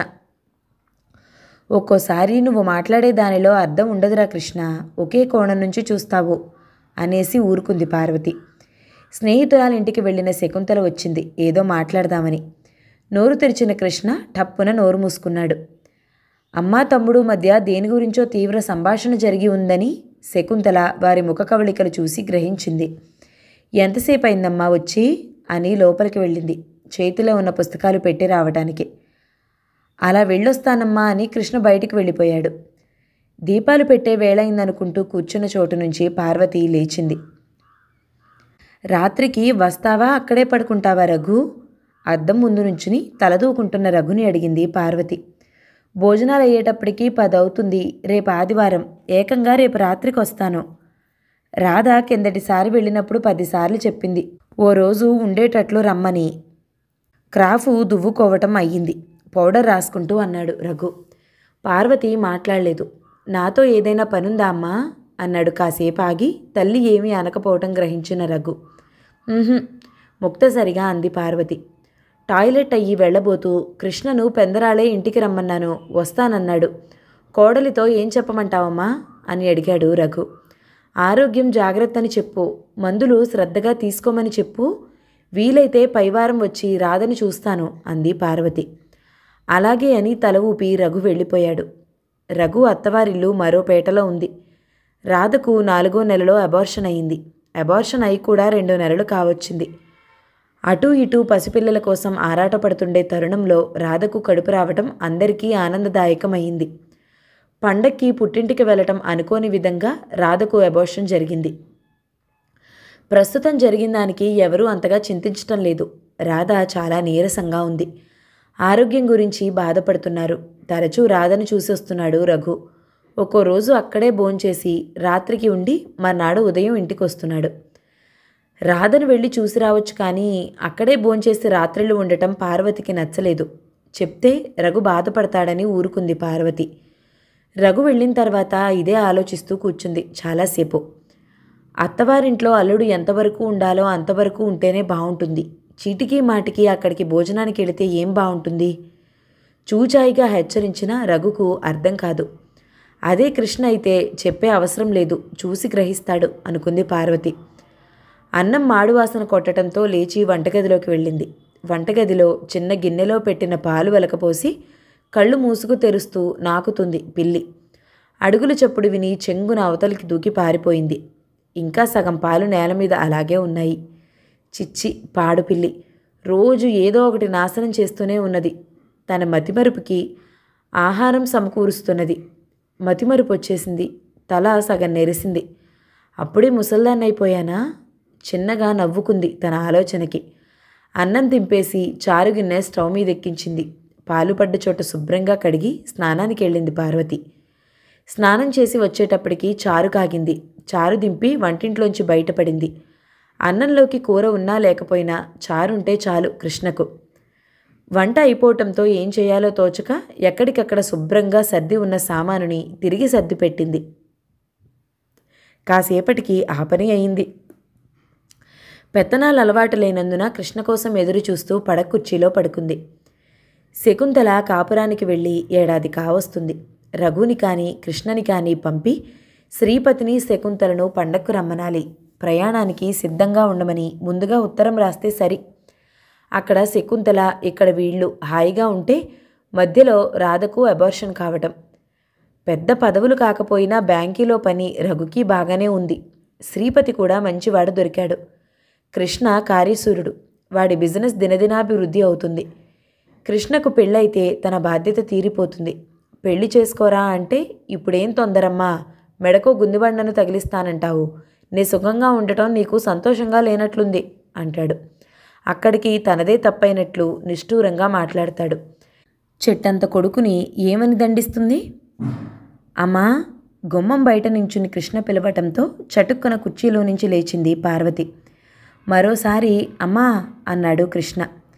వచ్చినవాడు సరాసరి లోపలికి రాకుండా గుమ్మం అవతల నుంచుని పిలవటం పార్వతికి ఆశ్చర్యము ఆందోళన ఏకకాలంలో కడిగాయి. లోపలికి రారా కృష్ణ అంది నుంచున్న చోటు నుంచి కదలకుండా. లోపలికి పద సుధా అంటూ కృష్ణ గుమ్మం దాటి పార్వతి దగ్గరకు వచ్చాడు. కృష్ణ వెనుకనే దాదాపు 18 ఏళ్ల అమ్మాయి తల వంచుకుని బితుకు బితుకుమంటూ వచ్చింది. కృష్ణ విశాలమైన ఛాతీతో ఎత్తు లావు భారీ మనిషి. కృష్ణతో వచ్చిన అమ్మాయి పొట్టు పొడుగు కానీ మధ్య రకం, పాలు కారుతున్న మోము, లతలా ఉంది. ఆ అమ్మాయిని కృష్ణ పక్కన చూస్తుంటే మరీ సన్నగా నాజుగ్గా అనిపిస్తోంది. పార్వతి ఇరువురిని మార్చి మార్చి చూస్తూ కృష్ణకు ఆ అమ్మాయిని సుధా అని పేరు పెట్టి పిలిచేటంత చనువు ఎలా వచ్చిందా అని ఆలోచిస్తూ ఉంది. ఈ అమ్మాయి పేరు సుధారాణి అమ్మా అన్నాడు కృష్ణ. కొట్టి ఊరుకుంది పార్వతి. సుధా మన ఇంట్లో ఉంటుందమ్మా, నీకేమైనా అభ్యంతరమా? సుధ ఎవరో ఏమిటో ఎందుకు వచ్చిందో వివరం చెప్తాను, ముందు భోజనం చేద్దాం, ఎవరో తరుముతున్నట్లు గబగబా చెప్పాడు కృష్ణ. పార్వతి అన్నిటికీ కొట్టడం మినహా ఏమీ అనలేదు. నా మీద, నే చేసే పని మీద నీకు నమ్మకం ఉంది కదమ్మా అని కృష్ణ అనటంతో తెలివి తెచ్చుకుంది పార్వతి. నీ పేరేమిటి అంది సుధారాణితో. సుధారాణి అండి అంది సుధా నమ్రతగా. సుధస్వరం కోటి వీణలు మారుమోగినట్టుంటుందని గ్రహించింది పార్వతి. స్నానం చేసిరా కృష్ణ, భోంచేద్దాం, లోపలికి వెళదాం రా సుధా అంది పార్వతి. ఇప్పటికిప్పుడు నిలబెట్టి అడగవలసింది ఏమీ లేదు. కృష్ణ చెప్పబోయేది ఆనక వినటం తప్ప. పరాయి పిల్ల ముందు జరిగింది ఏమిటో తెలియకుండా అర్థం లేని ప్రశ్నలేసి వేధించడం కూడా తప్పు, పైగా తన పెద్దరికానికి కూడా ముప్పు అనుకుంది. మా అమ్మలాంటి దేవత మరొకరుండరని చెప్పాను, గుర్తుందా సుధా? కృష్ణ మెల్లిగా అంటే, అవునండి, అందరికీ మీ అమ్మలాంటి ఉత్తమురాలు తల్లిగా దొరకదు అంతకన్నా మెల్లిగా అంది సుధ. వాళ్ళెంత చిన్నగా మాట్లాడుకున్నా పార్వతికి వినపడకపోలేదు. నూతన అధ్యాయం మొదలైందా అనుకుంది పార్వతి. చీలాసౌ శకుంతలకు, మీ అమ్మ దీవించి వ్రాయనది. ఉత్తరం రాసింది అమ్మేనా అని ఆశ్చర్యపోతున్నావా? మరి ఇక్కడ జరిగిన సంఘటనలు చూసినట్లయితే నీకు ఆశ్చర్యం కలగక తప్పదు. ఈ ఊళ్ళోనే పాండురంగం గారని హెడ్ మాస్టర్ ఉన్నారు, బహుకుటుంబీకుడు. వారి పెద్దమ్మాయి సుధారాణి వీణ డిప్లొమా పాస్ అయింది. చక్కని కంఠము. ఈ ఊళ్ళోనే అక్కడక్కడ పాట కచేరీలు చేసిందట. కృష్ణ చాలాసార్లు సుధ గానం విన్నాడట. అప్పుడు వారిరువురికి పరిచయమైంది. సుధ వాళ్లతో చెప్పి, కృష్ణ నాతో చెప్పి వివాహం చేసుకుందాం అనుకున్నారట. ఓ రోజు కృష్ణ సుధ మాట్లాడుకోవటం సుధ నాన్నగారి దృష్టిలో పడింది. చీవాట్లు పెట్టి సుధను ఇంటికి తీసుకెళ్లాడట. వాళ్ళు పెళ్లికి అభ్యంతరం చెప్పాల్సిందే కానీ అమ్మ దేనికి అడ్డు చెప్పదు, నీతిమాలిన పని చేస్తే తప్ప. తెలిసిన అమ్మాయిని పెద్దల అనుమతితో పెళ్లి చేసుకోవడం నేరం కాదని తెలిసి సరాసరి కృష్ణ వాళ్ళ ఇంటికి వెళ్ళాడట. వెళ్ళి, మా అన్న కట్నం తీసుకోకుండా పెళ్లి చేసుకున్నాడు, నేను కట్నం తీసుకోను, నమ్మించి మోసగించే రకాన్ని కాదు, ఒకరినొకరం ఇష్టపడ్డాము, మీరు అంటే మా అమ్మగారిని తీసుకొస్తాను అని చెప్పాడట. అప్పుడు వాళ్ళేమన్నారో తెలుసా శకు?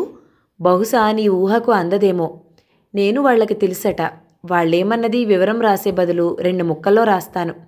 ఓ, ఆ తల్లి కన్నబిడ్డవా? అలా చెప్పు, పోలికలు ఎక్కడికి పోతాయి?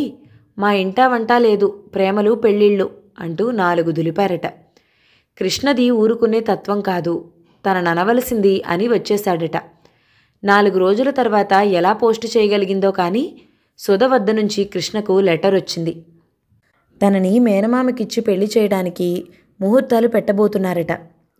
నా పెళ్లి చేసుకోవడానికి నాకు హక్కుంది, మైనర్ తీరింది, ఫలానా రోజు నీకోసం ఎదురు చూస్తూ ఉంటాను, నన్ను తీసుకెళ్ళు, లేకపోతే ఈ లోకం నుంచే సెలవు తీసుకుంటాను అని. మధ్యాహ్నం షాపుకి లెటర్ వచ్చిందిట. 2 రోజుల క్రితం అందవలసింది ఆ రోజు అందింది.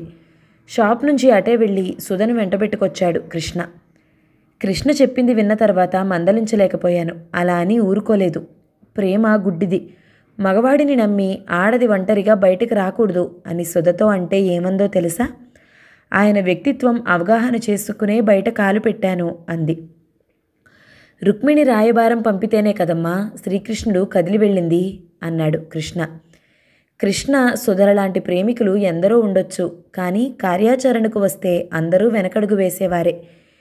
ఇరువురిలో ఒకరు మోసకారుడైతే రెండోవారి భవిష్యత్తు అంధకారమే కదా. సుధ నాన్నగారు మరికొందరు వచ్చి పోట్లాడారు. రిజిస్టర్ మ్యారేజ్ చేసుకున్నామని కృష్ణ దబాయించాడు. అక్కడితో కాస్త తగ్గారు. ఈ మధ్య ఆడవాళ్లు మాత్రం చాటుగా వచ్చి చూసి వెళ్లారు. ఎవరెట్లాంటి వారైనా సుధ చాలా మంచి పిల్ల. కృష్ణ ఎన్నిక సరైనది. పరిస్థితులు చక్కబడిన తర్వాత నలుగురు ఎదుట కృష్ణ సుధల వివాహం జరుగుతుంది. ఆ రోజు వరకు ఆగుతామన్నారు. సుధ మనింట్లోనే ఉంది. రఘు, రాధ కూడా సుధంటే ఇష్టం చూపుతున్నారు. మామగారి చేత కాళ్ళు తర్వాత కడిగించుకోవచ్చు, రిజిస్టర్ మ్యారేజీ ముందు చేసుకోవడం మంచిది అని రఘు అన్నాడు. ఇదే విషయం కృష్ణ ఆలోచిస్తున్నాడు. పరిస్థితులు చక్కబడుతున్నాయి అనుకుంటూ ఉండగా కనీ విని ఎరుగని మరో సంఘటన జరిగింది. అది మీ నాన్నగారి రాక. ఆశ్చర్యపోతున్నావా శకు? ఏది మంచికి జరుగుతుందో, ఏది చెడుకు జరుగుతుందో, ముందు ఇంకేం జరగబోతుందో విధికి తల వంచాల్సిందే తప్ప కాలానికి ఎదురీది నిలిచే శక్తి నాలో నశించింది. ఇంతకాలము ఈ సంసారం నడిపింది నేనేనా అనుకుంటే నిజమా అనిపిస్తుంది. పార్వతికి నోట్లో నాలుక లేదు. పార్వతి చాలా మంచి పిల్ల. ఓ మాట అన్నా తనను కాదన్నట్టు పోతుంది. పార్వతి ఈ కాలం పిల్ల కాదు, భయస్థురాలు. తెలిసిన వారందరూ నా గురించి ఓనాడు ఇవే మాటలన్నారు. పిల్లల భవిష్యత్తు దృష్టిలో పెట్టుకుని నా కాళ్ళ మీద నేను నిలబడితే లోకం దృష్టిలో గడుసుదాన్ని. అన్నిటికీ తెగించిన మొగరాయుణ్ణి అయిపోయాను. మగవాడి అండలేని ఆడది సచ్చరితురాలైన అపవాదులకు లోటుండదు. అంతేకాదు, అణగదొక్కడానికి చూస్తారు. లొంగనప్పుడే ఎన్ని పేర్లైనా వచ్చేది. అనుభవంలో గ్రహించిన సత్యం ఇది. జీవిత పోరాటంలో గెలుపు నాదే అయినా అలసిపోయాను శకు. దేహము మనసు విశ్రాంతి కోరుతున్నాయి. ఇదే సమయంలో నాన్నగారు వచ్చారు. పిన్ని వద్దకు వెళ్ళి అడ్రస్ కనుక్కుని వెతుక్కుంటూ నా కోసం వచ్చారు. పార్వతి, నీకు తీరని అన్యాయం చేశాను. పిల్లల పట్ల తండ్రిగా నా ధర్మం నిర్వర్తించకుండా ముఖం తప్పించాను. గాలిలో తిరగటం అలవాటయ్యి నాటక సమాజమే నా ఊపిరి ప్రాణం. అందుకే జన్మెత్తానని మురిసిపోయాను. సంసారం బరువు బాధ్యతలు కొద్దిగా అన్నా గుర్తెరిగిన వాడినైతే నా జీవితం మరో విధంగా ఉండేది. నాటకాల్లో నాయకుడిగా వేషం వేస్తున్న రోజుల్లో నిజ జీవితంలో కూడా రాజకుమారుడిలా బ్రతికేశాను. అఖండ కీర్తి గౌరవాలు, వాటితో అంధుడిని అయ్యాను. కొత్త నాటక సమాజాలు వెలిశాయి, కొత్త పద్ధతులు ప్రవేశించాయి, సరికొత్త నటులు పెరిగిపోయారు. మేమేస్తున్న ప్రతి నాటకం ఘోరంగా దెబ్బతిన్నాయి. మాలో 3 చీలికలు ఏర్పడ్డాయి. ఎవరితో వారు చూసుకున్నారు. ఒంటరిగా మిగిలిపోయాను. ఇంటికి రావడానికి ముఖం చెల్లలేదు. దేశం మీద పడ్డాను. నాటక సమాజంలో తప్ప నిజ సమాజంలో జీవించడం చేతకాని నేను పిడికెడు మెతుకుల కోసం నరకం చవిచూశాను. ఏమీ చేయలేక నీ ఉన్నావనుకుంటూ వచ్చాను పార్వతి. దేహి అంటూ నీ పంచెను చేరాను. నీ నిర్ణయం ఏదైనా సంతోషంగా స్వీకరిస్తాను అంటూ మీ నాన్నగారు అతి దీనంగా అంటుంటే ఆ సమయంలో ఏం చెయ్యాలి? నీవే చెప్పు శకు. నీ దోవ నీవే చూసుకో అన్నప్పుడే మీ పార్వతి మరణించింది అని చెప్పాలా? ఇప్పటికైనా భార్యాభర్తలు గుర్తొచ్చారు, నా పూర్వజన్మ సుకృతం అని సంతోషపడాలా? ఆయన్ని ఇంట్లోకి రానిస్తే ఈ గుమ్మం తొక్కను. ఆయన భార్యాబిడ్డల మీద ఆపేక్షతో రాలేదు, తనకి జరుగుబాటు చూసుకోవడానికి వచ్చాడు. శాంతంగా ఉండే రఘు రుద్రమూర్తి అయి అన్నమాట ఇది. నీకు చెప్పవలసిన అంతటి వాణ్ణి కాదమ్మా. నీవేం చేసినా తగిన కారణం ఉండే చేస్తావు. నీ ఇష్టమే నా ఇష్టం అన్నాడు కృష్ణ ఆవేశానికి ప్రతినిధి అణుకువగా మారి. నేను మరో విధంగా ఆలోచించాను. భార్యాభర్తల మధ్య బంధం తెంపుకుంటే తెగేదా? పై బంధం కన్నా అంతర్బంధం బలీయమైనది కదా. నువ్వు నా పిల్లలకి తండ్రివి కాదని అనగలనా? వారి శరీరంలో ప్రవహిస్తున్నది ఎవరి రక్తం? రక్త సంబంధం తెంపినా తెగుతుందా? పిచ్చో మంచో ఇలాంటి ప్రశ్నలు ఎన్నో వేధించాయి.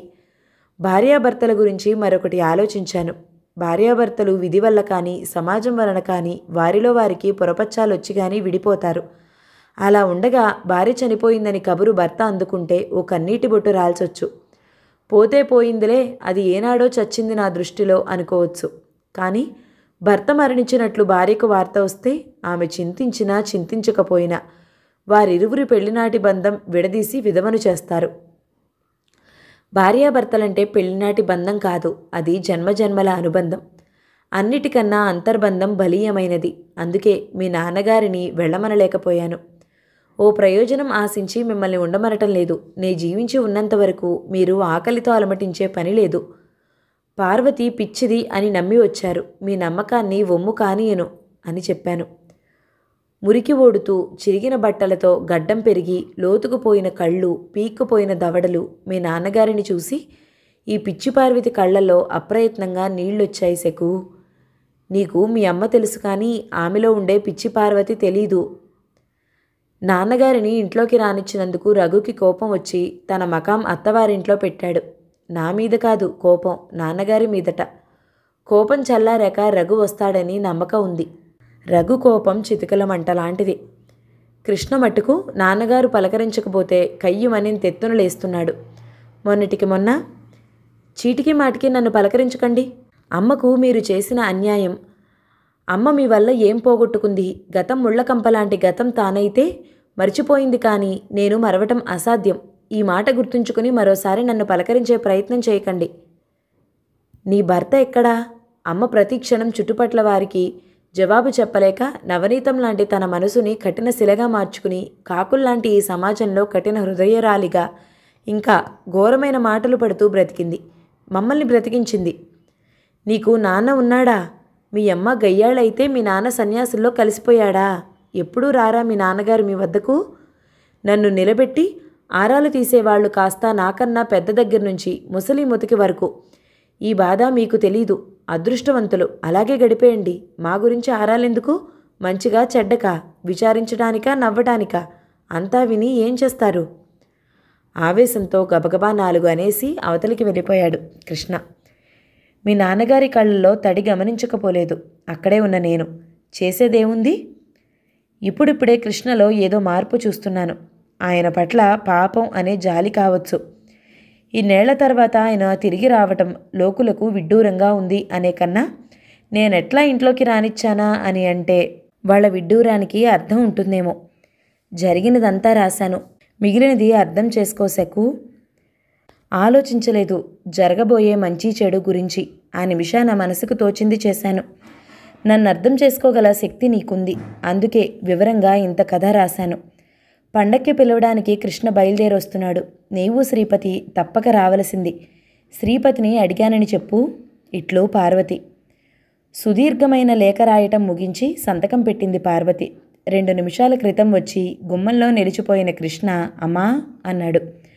పార్వతి తలెత్తి చూసి కృష్ణ తన వైపు రాసిన కాగితాల వైపు మార్చి మార్చి చూడటం గమనించింది. ఎంతసేపు అయిందిరా కృష్ణ నీ వచ్చి అంది చేతిలో కాగితాలు మడుస్తూ. 2 నిమిషాలు కూడా అయ్యుండదు. మనిషి వచ్చిన అలికిడే గమనించకుండా అంతగా రాసేదేమిటమ్మా? కథ కాదు కదా. ఇప్పుడు ఇంటింటా ఓ రచయిత్రి వెలుస్తున్నది. మన ఇంట్లో మట్టుకు ఆ లోటు ఎందుకా అని రచనలు చేస్తున్నావా ఏమిటి? మా అమ్మే ఓ రచయిత్రి అయితే ఈ రచయిత్రులంతా ఆపరా వేళాకోళం. ఏం నేను మటుకు రచయిత్రిని కాకూడదా? రాయితగనా? కృష్ణ మాటలకు అడ్డు వచ్చి నవ్వుతూ అంది పార్వతి. నువ్వు రచయిత్రివైతే కథల గురించి ఆలోచించే పని లేదు. ముందుగా మన కథే రాయొచ్చు. పార్వతి పేలవంగా నవ్వి ఊరుకుంది. ఏమిటమ్మా అన్ని కాగితాలు రాశావు? కాసేపు ఆగి కృష్ణ అడిగాడు. ఇక్కడ జరిగిందంతా శకుంతలకు రాశాను. జరిగింది నీకు తెలుసు, నాకు తెలుసు, రఘుకి తెలుసు. మన శకుకేనా తెలియంది? అందుకే వివరంగా అంతా రాసి పండక్కి పిలవటానికి నీ వస్తున్నట్లు కూడా రాశాను. మంచి పని చేశావమ్మా. రాస్తే బాగుంటుందని నాకు తోచింది. నీతో చెప్దామనుకుంటూ ఉండగానే ఆ పని నువ్వే పూర్తి చేశావు. నాకు తెలుసు కృష్ణ నీ గురించి. నా అంచనా ఏ విషయంలోనూ పొరపాటుండదు అనుకుంది పార్వతి. ఇప్పుడే పోస్ట్ చేసి రానా? వద్దు, సాయంత్రం నేను బజారు వెళ్ళాలి, అప్పుడు పోస్టు చేస్తాను. కాగితాలు మడత పెడుతూ అంది పార్వతి. తల ఊపి కృష్ణ గదిలోకి వెళ్ళాడు. నా బిడ్డలు రత్నాలు అనుకుంది పార్వతి. పోస్టు డబ్బాలో కవరు వేసి ఇంటి ముఖం పట్టింది పార్వతి. బజారులో కొనాల్సిన 2-3 సరుకులు కొనటం పూర్తయింది. అమ్మా అన్న పొలుపు విని పార్వతి చటుక్కున ఆగిపోయింది నడి రోడ్డు మధ్యలో. రఘు 2 అంగల్లో పార్వతి వద్దకు వచ్చాడు. బజార్లో పనుండొచ్చావా అమ్మా అన్నాడు రఘు. అవును ముక్తసరిగా అంది. కోపం వచ్చిందా అమ్మా? ఎవరి మీద? తిరిగి ఎదురు ప్రశ్న వేసింది పార్వతి. రఘు తికమకపడి మరీ అన్నాడు. ఆపై ఏం మాట్లాడాలో తెలియక ఆగిపోయి. అడిగిన దానికి జవాబు చెప్పి తిరిగి ప్రశ్న వేయటం కృష్ణకే సాధ్యం. ఉత్త పిచ్చి సన్యాసివి రఘు నీవు అనుకుంది పార్వతి. రఘు పార్వతి వీధి మూలమలుపు వద్దకు వచ్చేశారు. అటు వీధిన వెళితే రఘు అత్తవారిల్లు, ఇటు వీధిన బయలుదేరితే పార్వతి ఇంటికి వచ్చేస్తుంది. వీధి మలుపు తిరగబోతూ ఇరువురు చటుక్కున ఆగిపోయి ఒకరి ముఖం ఒకరు చూసుకున్నారు. అమ్మా రఘు తగ్గు స్వరంతో పిలిచాడు. అంది పార్వతి రఘు చెప్పబోయేది ఆలోచిస్తూ. ఓసారి అక్కడికొచ్చి వెళ్ళమ్మా అన్నాడు రఘు. ఎలా చెప్పాలో తెలియక లోలోన మదన పడుతూ చివరికి చెప్పిందేమిటో గ్రహించుకోలేకపోలేదు పార్వతి. తల ఎత్తి పరీక్షగా రఘుని చూస్తూ ఎక్కడికి అంది. అదే అత్తవారింటికి వెళదాం రా అమ్మా. ఇప్పుడు దేనికి? తర్వాత వస్తాను. ఎలాగో ఇంతదాకా వచ్చావు కదా, ఓసారి వచ్చి వెళదు గాని. రాధ ఆరోగ్యం ఎలా ఉంది? మాట మారుస్తూ అంది పార్వతి. 4 రోజులు బట్టి జ్వరం, అందుకే రమ్మంది.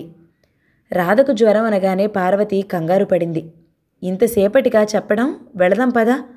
తనే ముందుగా బయలుదేరుతూ అంది పార్వతి.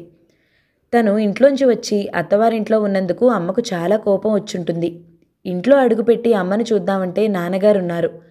నాన్నగారి మూలంగా అమ్మ చాటుగా ఎన్నిసార్లు కుమిలి ఏడ్చిందో తానెరగంది కాదు. పిల్లలను కన్న నేరానికి వాళ్లకు రెక్కలొచ్చిందాకా సాకటం తన ధర్మమని, తాను తిన్నదో పస్తులే ఉన్నదో పెంచి పెద్ద చేసింది. చదువు, పెళ్ళి అన్ని బాధ్యతలు పూర్తి చేసింది. తనేం చేశాడు? రెక్కలొచ్చిన పక్షిలా ఎగిరిపోయాడు. నాన్నగారిని తను పోషించే పని లేదు. అయినా కోపంతో ఇల్లు వదిలాడు. మంచి చెడ్డా తెలిసిన తల్లి కన్నా తన ఆలోచన సవ్యమైనదా? నాన్నగారిని ఇంట్లోకి రప్పించడం అవివేకమని తలిచాడు. ఆనాడు అమ్మ ఉన్న పరిస్థితుల్లో ఈయనే ఉంటే మరణాన్నే కోరుకునేవాడేమో. ఆడది అబల కాదు సబల అంటూ నిరూపించి దెబ్బతిన్నవాళ్లు ఆశ్రయించవలసింది మృత్యుదేవతని కాదు, ఆశతో ముందు మార్గాన్ని. అమ్మ ఆ పనే చేసింది. ఇప్పుడు కూడా ఆలోచించే నాన్నగారికి ఇంట్లో ఆశ్రయం ఇచ్చిందా? తాను నిజంగా తొందరపడ్డాడు. రఘు ఆలోచనలు ఇలా సాగుతున్నాయి. చకచకా అడుగులేస్తూ రఘు పక్కనే నడుస్తున్న పార్వతి మరో విధంగా ఆలోచిస్తోంది. ఎప్పుడూ రఘు ఒకటే తీరుగా ఉంటాడు. తను కొత్తగా ఈ ఊళ్ళో కాపురం పెట్టినప్పుడు డబ్బుకి ఎంత ఇబ్బంది పడేది. పిల్లల ముగ్గురికి కంచాలు పెట్టి భోజనానికి పిలిస్తే గిన్నెలో అన్నం ఉందా లేదా అని చూస్తూ తినేవాడు. అమ్మ మన కోసం కష్టపడుతున్నది, మనం అది కావాలి ఇది కావాలి అని అమ్మను వేధించకూడదు అంటూ కృష్ణను శకుని దగ్గర కూర్చోబెట్టుకుని చెప్పేవాడు. చిన్నప్పటి అలవాటు ఎక్కడికి పోతుంది? అమ్మ చెప్పినట్టు వినరా కృష్ణ అంటాడు. ఎప్పుడైనా కృష్ణ ఏదైనా విషయంలో వాదిస్తుంటే టిఫిన్ కానీ పండక్కి పిండి వంట కానీ చేస్తే అమ్మా నీకుందా అంతా మాకే పెడుతున్నావా అంటాడు. అలాంటి రఘు వాళ్ళ నాన్నగారిని చూడంగానే దుర్వాసుడే అయ్యాడు. తండ్రి మీద రఘుకి ఇంత కోపం ఉందని, ఆ కోపం రఘు పసి హృదయంలో రగిరి రగిరి పెద్దయ్యే నాటికి పెరిగి నివురుగప్పిన నిప్పులా దాక్కుని సమయం రాగానే అగ్నిపర్వతం బద్దలైనట్టు ఆ రోజు, ఆయన వచ్చిన రోజు గ్రహించగలిగింది. అగ్నిలో చల్లదనం ఉందని, మంచులో వేడి ఉందని ఆయన వచ్చిన రోజు రఘుకృష్ణుల ప్రవర్తన చూసి అనుకుంది. కొన్ని సత్యాలు తెలియటానికి పరిస్థితులు, మరికొన్నిటికి ముసలితనం కూడా రావాలేమో. రఘు తొందరపడి ఇల్లు వదిలాడు. తను తొందరపడి రఘును దూరం చేసుకుంటే ఫలితమేముంది? అద్దాన్ని పగలగొట్టడం తేలిక, అతికించడమే కష్టం. మానవ జీవితాలు అందుకు భిన్నం కావు. రఘు రమ్మని పిలిచాడు. పైగా రాధకి జ్వరమని కూడా చెప్తున్నాడు. ఇలాంటప్పుడు వెళ్ళి చూస్తే రఘుకి తృప్తిగా ఉంటుంది. రఘు మళ్ళీ ఇంటికి వస్తాడు. ఏమిటమ్మా ఆలోచిస్తున్నావు? అత్తవారిల్లు సమీపిస్తుండగా రఘు అడిగాడు. నువ్వేం ఆలోచిస్తున్నావు? ఎదురు ప్రశ్న వేసింది చిరునవ్వుతో పార్వతి. పోమ్మా, జవాబు చెప్పకుండా తప్పించుకుంటావు. పసిపిల్లాడిలా బొంగమూతి పెట్టి అన్నాడు రఘు. రఘు అత్తవారింట్లో పార్వతికి ఎప్పుడూ జరిగే మర్యాదకు లోటు లేకుండా వియ్యపురాలు శ్యామలాంబ ఎదురొచ్చి చేతులు పుచ్చుకుని లోపలికి తీసుకువెళ్ళింది. ఒక్కొక్కరే వచ్చి కుశల ప్రశ్నలు వేశారు. పార్వతి గదిలోకి వెళ్ళి రాధ మంచం మీద కూర్చుంది. రాధకు గర్భస్రావం అయినప్పటి నుంచి కోలుకోలేదు. శరీరంలో నలతగానే ఉంటోంది. మందులు, ఆహారం సక్రమంగా తీసుకుంటున్నా అవి శరీరానికి పట్టినట్లు లేవు. నీరసంగా పాలిపోయి మొదటిసారి గర్భిణీయే అలా అయిందని చింతతో గడుపుతుంటే ఈ మధ్య తరచూ సాయంత్రం కాగానే జ్వరం వచ్చినట్లు ఉండటం, అది అశ్రద్ధ చేయటంతో 4 రోజుల నుంచి జ్వరం 103కి దిగకుండా రాత్రింబవళ్ళు ఉంటోంది. రేపటికి తగ్గకపోతే టైఫాయిడ్ అని తేల్చవచ్చు అంటూ ఉదయం డాక్టర్ చెప్పి వెళ్ళాడు. సంగతులన్నీ విన్న పార్వతికి స్థలం మారిస్తే బాగుంటుందని అనిపించింది. ఎలా ఉంది రాధా? తలనొప్పి కూడా ఉందా? రాధ వంటి మీద చెయ్యి వేసి చూసి అడిగింది పార్వతి. ఏం నొప్పులున్నా మీరు చూసి రావడం పోయాయి. మిమ్మల్ని చూడగానే హాయిగా ప్రశాంతంగా ఉన్నట్లు అనిపిస్తుంది అత్తయ్య అంది రాధ. ఏ గూటి చిలక ఆ మాటే మాట్లాడుతుంది అన్నట్లు ఇన్నాళ్ళు నే చేసింది పోయింది. అత్తగారిని చూడగానే ఎలా చెప్తున్నావో, ఇక్కడంతా నే కష్టపెట్టినట్లు నవ్వుతూ అంది శ్యామలాంబ. రాధ ఏమందని నింద మోపుతున్నారు వదినా? రాధ తల మీద చేయి వేసి నిమురుతూ అంది పార్వతి.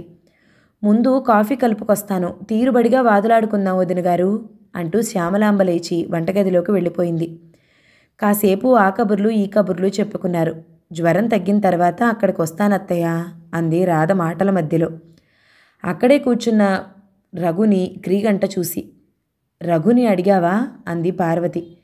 ఏమిటమ్మా నీవనేది? రఘు ఏం మాట్లాడాలో తెలియక అన్నాడు. రాధ అత్తగారింటికి వస్తే రఘు అత్తవారింట్లో ఉండిపోవాల్సి వస్తుందేమో, అదెలా కుదురుతుంది? అది కాదత్తయ్య. రాధ ఏదో చెప్పబోయింది. కాఫీ కప్పులతో శ్యామలాంబ రావటంతో మాటలు ఆగిపోయాయి. అదేమిట్రా, నే రావటం చూసి అంతా మౌనం ఊహించారు? శ్యామలాంబ కాఫీ కప్పుని ముందుగా పార్వతికి అందిస్తూ అడిగింది. మీ మీద చెప్పుకునేటప్పుడు మీరాక అయితే ఏం చేయమంటారు చెప్పండి, నోళ్లు మూతవేయటం తప్ప. నేనంటే అంత భయపడుతున్నారన్నమాట, శరీరం చూసేనా? పార్వతి నవ్వి ఊరుకుంది. శ్యామలాంబ తెల్లని ఛాయతో అందమైనదైనా విపరీతంగా ఒళ్ళు వచ్చింది. మొదటి నుంచి బొద్దు శరీరం, ఒళ్ళు రావటంతో మరింత లావుగా కనిపిస్తుంది. లావు తగ్గిన ఎత్తు లేకపోవటంతో చూడంగానే ఆకర్షిస్తుంది లావుపాటి మనిషిలా. ఓ పావుగంట కూర్చుని ఇంటికి బయలుదేరింది పార్వతి. రఘు బయటకు వెళ్ళినప్పుడు పార్వతితో చెప్పింది రాధ. ఆయన తొందరపడ్డానని పశ్చాత్తాపపడుతున్నారత్తయ్య అంది. ముందు నీ జ్వరం తగ్గని, పరిస్థితులు అవే చక్కబడతాయి అంది పార్వతి.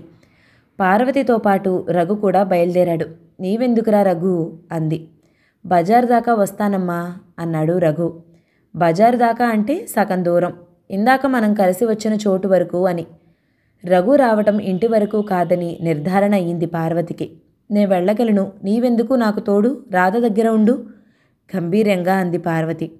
అది కాదమ్మా, మరీ రఘు నసుకుతూ అన్నాడు. రఘు ఏదో చెప్పడానికే తన వెనక బయలుదేరాడు. బహుశా అది మళ్ళీ ఇంటికొచ్చే విషయమై ఉండొచ్చు. దోవ పొడుగుతా రఘు ఏదో చెప్తూనే ఉన్నాడు. ఓ మాటకి అతకటం లేదు. చెప్పవలసింది చెప్పలేకపోతున్నాడు. చివరికి ఓ నిర్ణయానికొచ్చి పార్వతి అంది. పండక్కి శకుంతలని శ్రీపతిని పిలుచుకురావడానికి కృష్ణ వెళ్తున్నాడు. వాళ్ళెలాగూ వస్తారనుకో, పిలవటం మన ధర్మం. కృష్ణని మీ అత్తవారింటికి పంపుతాను, నీవు రాధా పండక్కి రండి అంది పార్వతి. ఇలా అన్నా రఘు మనసులో విషయం బయటకు వస్తుందని. అదేమిటమ్మా, కృష్ణ మనింటికి నన్ను రమ్మని పిలవటమా? అవును రఘు, పరిస్థితులు మారాయి కదా నిర్లిప్తంగా అంది పార్వతి. పిల్లలు తెలుసో తెలియకో ఏదైనా చేస్తే తల్లి మందలించాలమ్మా. పరిస్థితులు ఎప్పుడూ ఉండేవే. పాడు మనసు జరుగుతున్న సంఘటనలకి మారుతుంది అంతే, అది తాత్కాలికంగానే. పండక్కి శకునే పిలుచుకొస్తాను నేను. ఎప్పటిలాగే కృష్ణని పంపకు. అలాగే రఘు, నీవే వెళదు కానీ. రాధకు 2-3 రోజుల్లో జ్వరం తగ్గితే రాధకు జ్వరం తగ్గినా ఇంకొన్నాళ్ళు రెస్ట్ కావాలి. ఇంటికి వచ్చేస్తానని 4 సార్లు చెప్పింది. పండగ దాకా అక్కడే ఉంచి ఆనాటికి తీసుకొస్తే సరి. తన మనసులో ఉన్నది పరిష్కారం అయ్యేటప్పటికీ రఘుకి మనసు తేలిక అయింది. మధ్యాహ్నం వచ్చి రాధ ఎలా ఉందో చెప్తానమ్మా అన్నాడు రఘు అక్కడే ఆగిపోయి.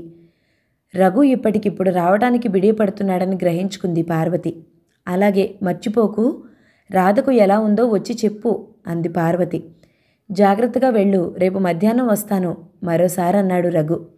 అలాగే, బజార్లో చక్కెర్లు కొట్టక రాధని కనిపెట్టి ఉండు అంటూ పార్వతి బయలుదేరింది. పండక్కి పిలవడానికి కృష్ణ వస్తున్నట్లు రాశాడు. రఘు ఎప్పటిలాగా వెళతానంటున్నాడు. మళ్ళీ ఆ విషయం శకుకి రాయాలా? రాయకపోతే మటుకేమి, కృష్ణ బదులు రఘు రావటం చూసి శకు జరిగింది గ్రహించకపోదు అనుకుంది పార్వతి. రేపు నా లెటర్ శకుంతలకి అందుతుంది, చదివి ఏం ఆలోచిస్తుందో గుమ్మంలో కాలు పెడుతూ అనుకుంది పార్వతి. శకుంతలను వదిలించుకుని ఇంట్లో నుంచి బయటపడ్డాడు శ్రీపతి. ఆలస్యం అయినందుకు లోలోన విసుక్కున్నాడు. అడుగుల వేగం హెచ్చించి పెద్ద పెద్ద అంగలేస్తూ వీధి మలుపు తిరిగాడు. వీధి చివర రోజు 10 రిక్షాల వరకు నిలిచి ఉంటాయి. శ్రీపతి అవసరం తెలిసేనేమో ఒక్క రిక్షా కూడా లేదు. అటూ ఇటూ చూశాడు. కనుచూపు మేర ఒక్క రిక్షా కూడా లేదు. అవసరానికి దొరకవు రిక్షాలు, దేనికి ఏడవను? అందరూ ఒకేసారి ఎక్కడ తగలబడ్డారో. రిక్షా ఎక్కితే ఈ పాటికి అక్కడుండేవాణ్ణి అనుకున్నాడు శ్రీపతి. మనిషిక్కడా మనసక్కడా ఉండటంతో చిరాకు, కోపం, అర్థం లేని విసుగు ఎక్కువయ్యాయి. ఖాళీ రిక్షా రావటం చూసి పిలిచాడు శ్రీపతి. రాదన్నట్లు చెయ్యి ఊపి రయ్యన తొక్కుతూ రిక్షా అబ్బి వెళ్ళిపోయాడు. అదే సమయంలో మరో రిక్షా వచ్చింది ఖాళీగా. కొత్తపేట 4వ లైను 3వ అడ్డరోడ్డుకి వెళ్ళాలి, అర్జెంట్, ఏమివ్వమంటావు? శ్రీపతి వేగిరపడిపోతూ అడిగాడు. ఆ అర్జెంట్ అన్న మాట శ్రీపతి కంగారు చూసి ₹1.5 అవుద్ది సామి అన్నాడు రిక్షా అబ్బి తాపీగా. ఏమిటి, ₹1.5? కొత్తపేట ఎంత దూరమని నీ ఉద్దేశం? పట్టుమని 10 అడుగుల దూరం లేదు, నడిస్తే 5 నిమిషాలు అన్నాడు శ్రీపతి. అయితే నడిచిపోండి. 10 అడుగుల దూరానికి రిక్షా దేనికి, డబ్బు దండగా?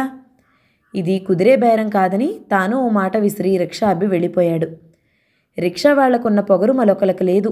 ఎలాగూ ఇంత దూరం నడిచే వచ్చాను, ఇంకాస్త దూరం వేగంగా నడిస్తే సరి. రిక్షా వాళ్ళందరి మీద కోపం వచ్చి ఖాళీ రిక్షాలు ఎదురైనా పిలవక 15 నిమిషాలు నడిచి సుందరం ఇల్లు చేరాడు శ్రీపతి. సుందరం ఇంటి తలుపులు వేసి ఉన్నాయి. వరండాలో లైట్ ఆర్పేశారు. చీకటిగా ఉంది. లోపల మట్టుకు మనుషులున్న అలికిడి. పెద్ద లైటు వెలుగుతోంది. శ్రీపతి వరండాలో ఆగిపోయాడు. గంట ఆలస్యంగా తాను వచ్చినందుకు తన గురించి వాళ్ళేమనుకుంటున్నారో వినొచ్చు. ఈ పూటకు శ్రీపతి రాడు అని ఖాయం చేసుకుని ఉంటారు. అందుకే వరండాలో లైటు లేదు. శ్రీపతి ఆలస్యమైనా వస్తాడు, మాట తప్పడు అని ఇన్నేళ్ల స్నేహంలోనూ గ్రహించలేదా తన తత్వం గురించి? ఆలస్యం ఎటు అయింది, ఎక్కడే నుంచుని వింటే వాళ్ళేం మాట్లాడుకునేది వినవచ్చు. శ్రీపతికి చిలిపి ఆలోచన కలిగి చప్పుడు కాకుండా గుమ్మం పక్కన నుంచున్నాడు. చెవి తలుపుకు యానించి లోపల మాటలు వింటూ. శ్రీపతి ఇంత ఆలస్యం ఎప్పుడూ చేయడు కాబట్టి ఇహ రాడుగాక రాడు. అది సుందరం స్వరం. లేదు భాయ్, అటు సూర్యుడు ఇటు పొడిచినా ఆశ్చర్యపడక్కర్లేదు. శ్రీపతి రాకపోవడం ఇంపాసిబుల్. శ్రీపతి కరెక్ట్ మనిషి, వస్తాడు, ఇంకో గంటకైనా వస్తాడు. అది మరో ఫ్రెండ్ మురళీస్వరం. ఏం, వాడేమన్నా సత్యహరిశ్చంద్రుడా, శ్రీరామచంద్రుడా, ధర్మరాజా? శ్రీపతిగాడు మనిషి, మామూలు మనిషి అంతే. మూడో కంఠం శ్రీకంఠమూర్తిది కంగునే వినిపించింది. వైఫ్ ఈ వైపుకు వెళ్ళొద్దంటే మానేసుంటాడు, పిచ్చి సన్యాసి. సుందరం ప్రేమగా అన్నాడు. ఆడదాని మాట వింటారు కానీ పెళ్ళం మాట వింటాంరా? నేను నమ్మను కిలకిలా నవ్వుతూ లత అంది. వీళ్ల మాటలు వింటున్న శ్రీపతి లత స్వరం గుర్తించాడు. లత క్లబ్ డాన్సరు. ఇంకా ఏమనుకుంటున్నారో వినాలి. అప్పుడే తలుపు తట్టకూడదు అనుకున్నాడు శ్రీపతి. శ్రీపతి పెళ్ళాం పేరు ఏదో ఏదో ఉందిరా, సావిత్రో సీతో సుమతో, ద్రౌపదేమో. గొల్లున నవ్వులు వినపడ్డాయి. ద్రౌపది కాదు, సుభద్ర కాదు, శకుంతల. అవును శకుంతల, గుర్తొచ్చింది అందరూ ఏకగ్రీవంగా అన్నారు. అరే మురళి, శకుంతల లాంటి అందమైన పెళ్ళాం ఉంటే రాత్రింపవళ్ళు విడవకుండా ఉండొచ్చురా. శ్రీపతితో వాగనంటే ఓ నిజం వెల్లడిస్తారా? సుందరం అన్నాడు. ఎక్కడిదక్కడ పొందటం, ఎప్పటిదప్పుడు మరిచిపోవడం మనకు అలవాటే కదరా బాయ్. కానీ నీ కథ కానీ. నే లేననుకుని అవాకులు చవాకులు పేలుతున్నారా? కానివ్వండి, శాంతం విని మీ పని చెప్తాను. శ్రీపతి పిడికిళ్ళు బిగించి అనుకున్నాడు. సుందరం మరో పెగ్గు అందరి గ్లాసులోకి పంచి మొదలుపెట్టాడు. ఆ రోజు నాకు బాగా గుర్తు. జూన్ 10వ తారీఖు. శ్రీపతి ఒక్కడు పని మీద వాళ్ళ ఊరు వెళ్ళాడు. అది తెలియక నేను వాళ్ళ ఇంటికి వెళ్ళాను. శకుంతల ఆహ్వానించింది. కాఫీ తాగెళ్ళమని కాదు, దానికన్నమాట. నేనేం మడికట్టుకుని మసిలేవాణ్ణి కాదు కదా.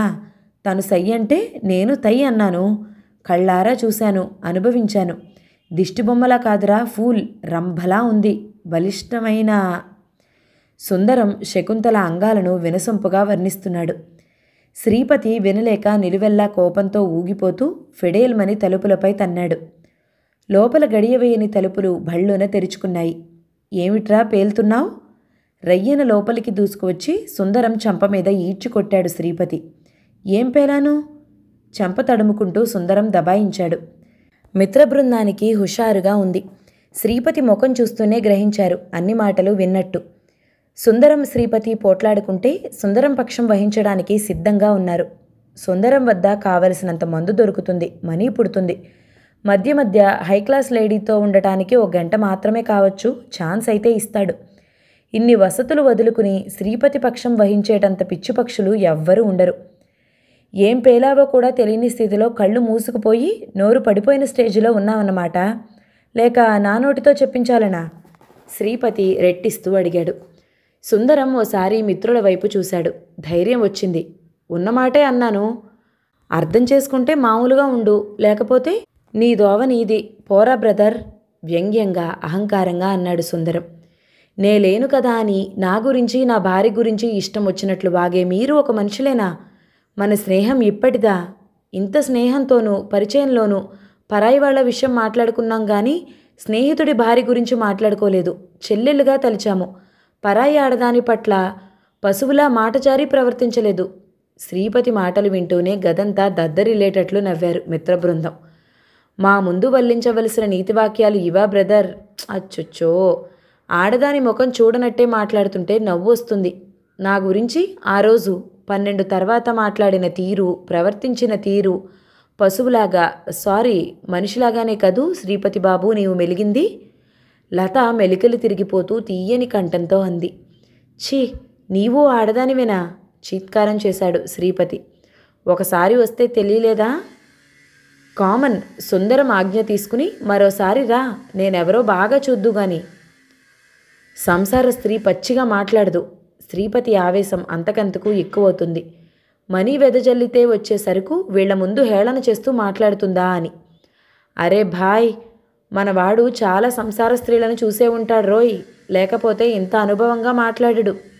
శ్రీకంఠమూర్తి గొప్ప సత్యం కనిపెట్టినట్లు అన్నాడు. మన హీరో ఏకపత్ని వ్రతుడు, నోరు పడిపోతుంది, అలా మాట్లాడుకో. మురళి కసురుకున్నాడు. లత కిసుక్కుమని నవ్వింది. రంభలాంటి పెళ్ళాం ఇంట్లో ఉంటే నేను అవుతా ఏకపత్ని వ్రతుణ్ణి. సుందరం హేళన. అరే, నా ఎదుటే నన్ను హేళన చేస్తున్నారా? ఎంత ధైర్యం! మిమ్మల్ని అనటం నా పొరపాటు, నాది తప్పు. ఎస్, కరెక్ట్, తప్పు నాది. ఇంట్లో రంభ ఉండి రాళ్ల కోసం బయటకొచ్చాను. నేనెంత మూర్ఖుణ్ణి! మీలాంటి నీచుల స్నేహం నా పతనానికి దారితీసింది. స్నేహంలో మాధుర్యం ఉంటుంది, అది పవిత్ర స్నేహం అయితే. కానీ నీచులతో స్నేహం పతనానికి దారితీస్తుంది. అనుభవంతో కళ్ళు తెరుచుకున్నాయి. నేను మాటకి కట్టుబడి ఉండే రకాన్ని. మాటంటే మాటే. ఈ రోజు నుంచి మీరెవరో నేనెవరినో.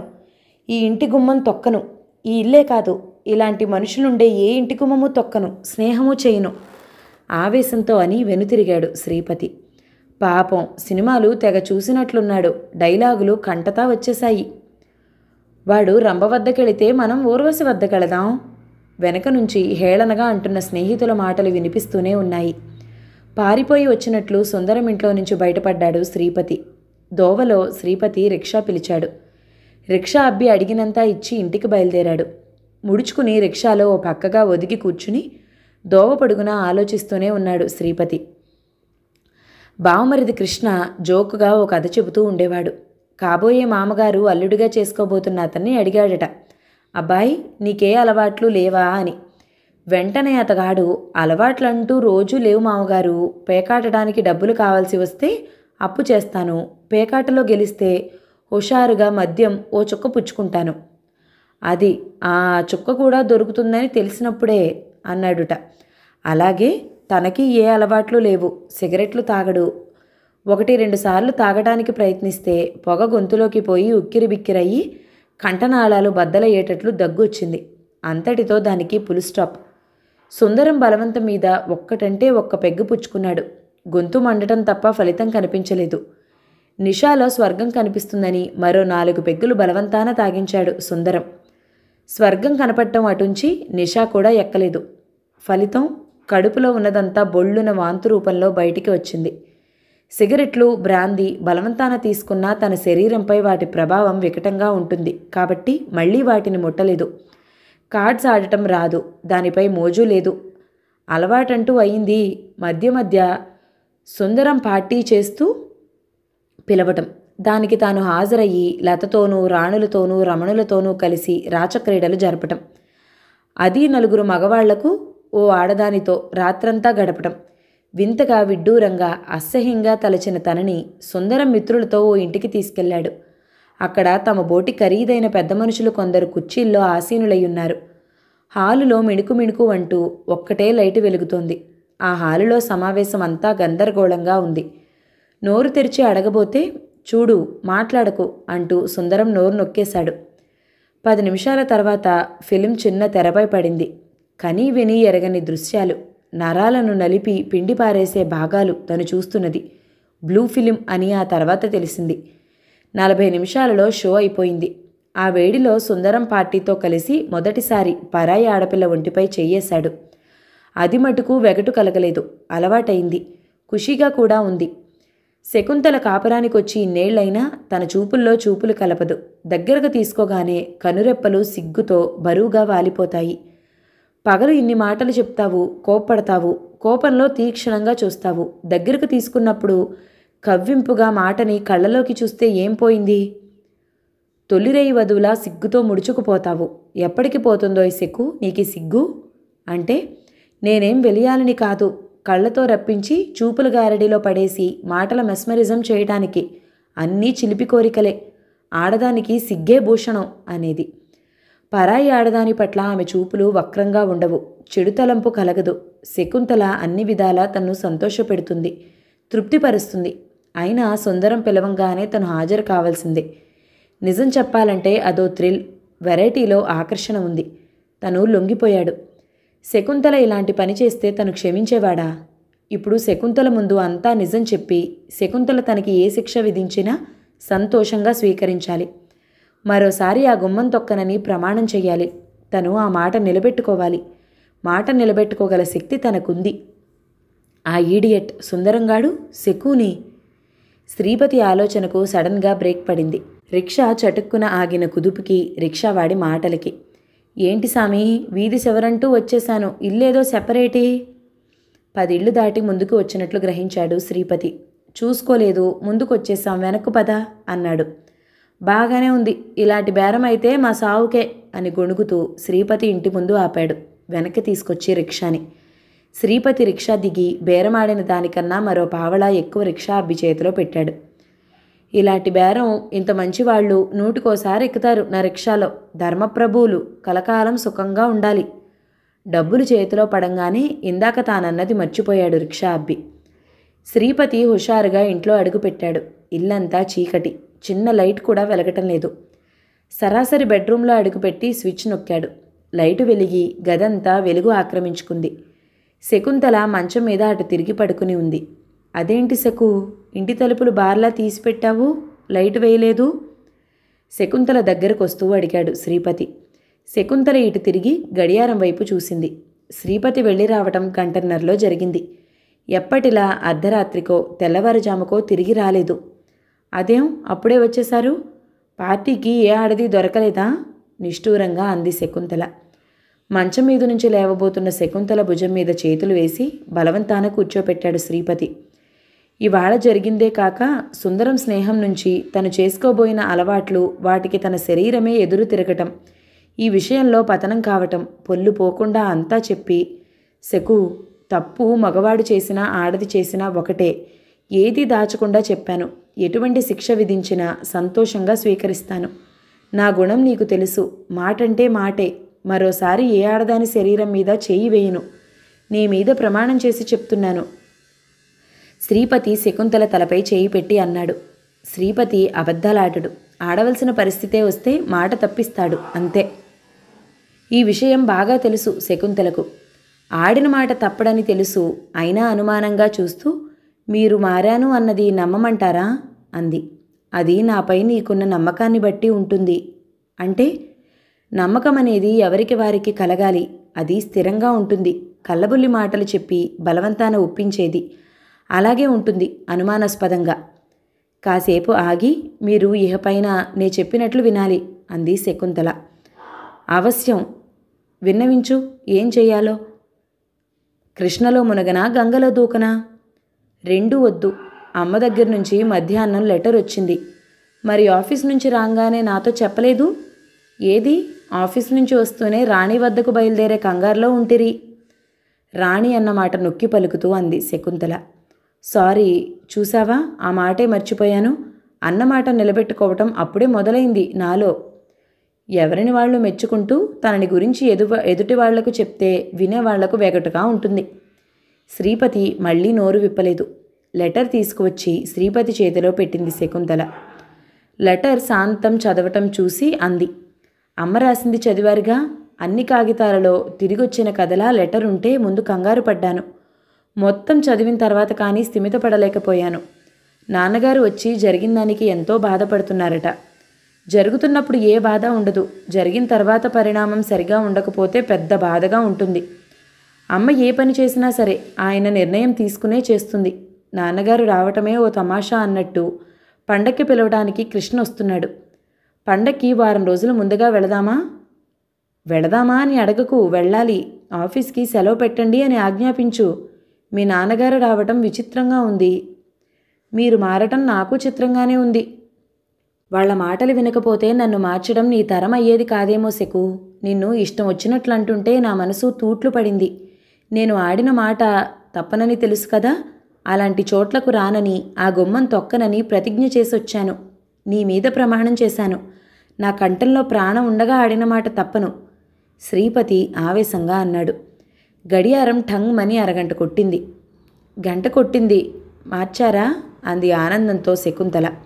అవును, అరగంట అంటే 8:30 అయింది. అయితే ఏమిటి?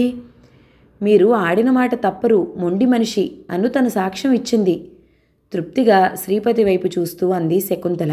అంటే బుద్ధావతారం గారు, మనం ఏదైనా అనుకున్నప్పుడు తుమ్ము వినిపించడం అశుభలక్షణం, గంట మోగటం శుభలక్షణం.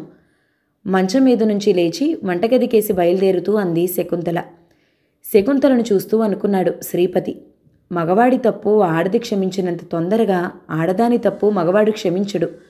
ఆడది క్షమాధరిత్రి, అవసరమైతే ఆదిశక్తి. అందుకే ఆడదాన్ని అబలా సబలా అన్నారు పెద్దలు. శ్రీపతి అనుకున్నది పూర్తి నిజమే. తన సంసారం కోసం స్త్రీ అన్ని అవతారాలు ఎత్తుతుంది. అదే స్త్రీలో ప్రత్యేకత. కథ సమాప్తం. ఈ కథ గనక మీకు నచ్చినట్లయితే లైక్ చేయండి, షేర్ చేయండి, మంచి కామెంట్ చేయండి. మన ఛానల్ని తప్పకుండా సబ్స్క్రైబ్ చేయండి. Thank you so much for watching. నమస్తే.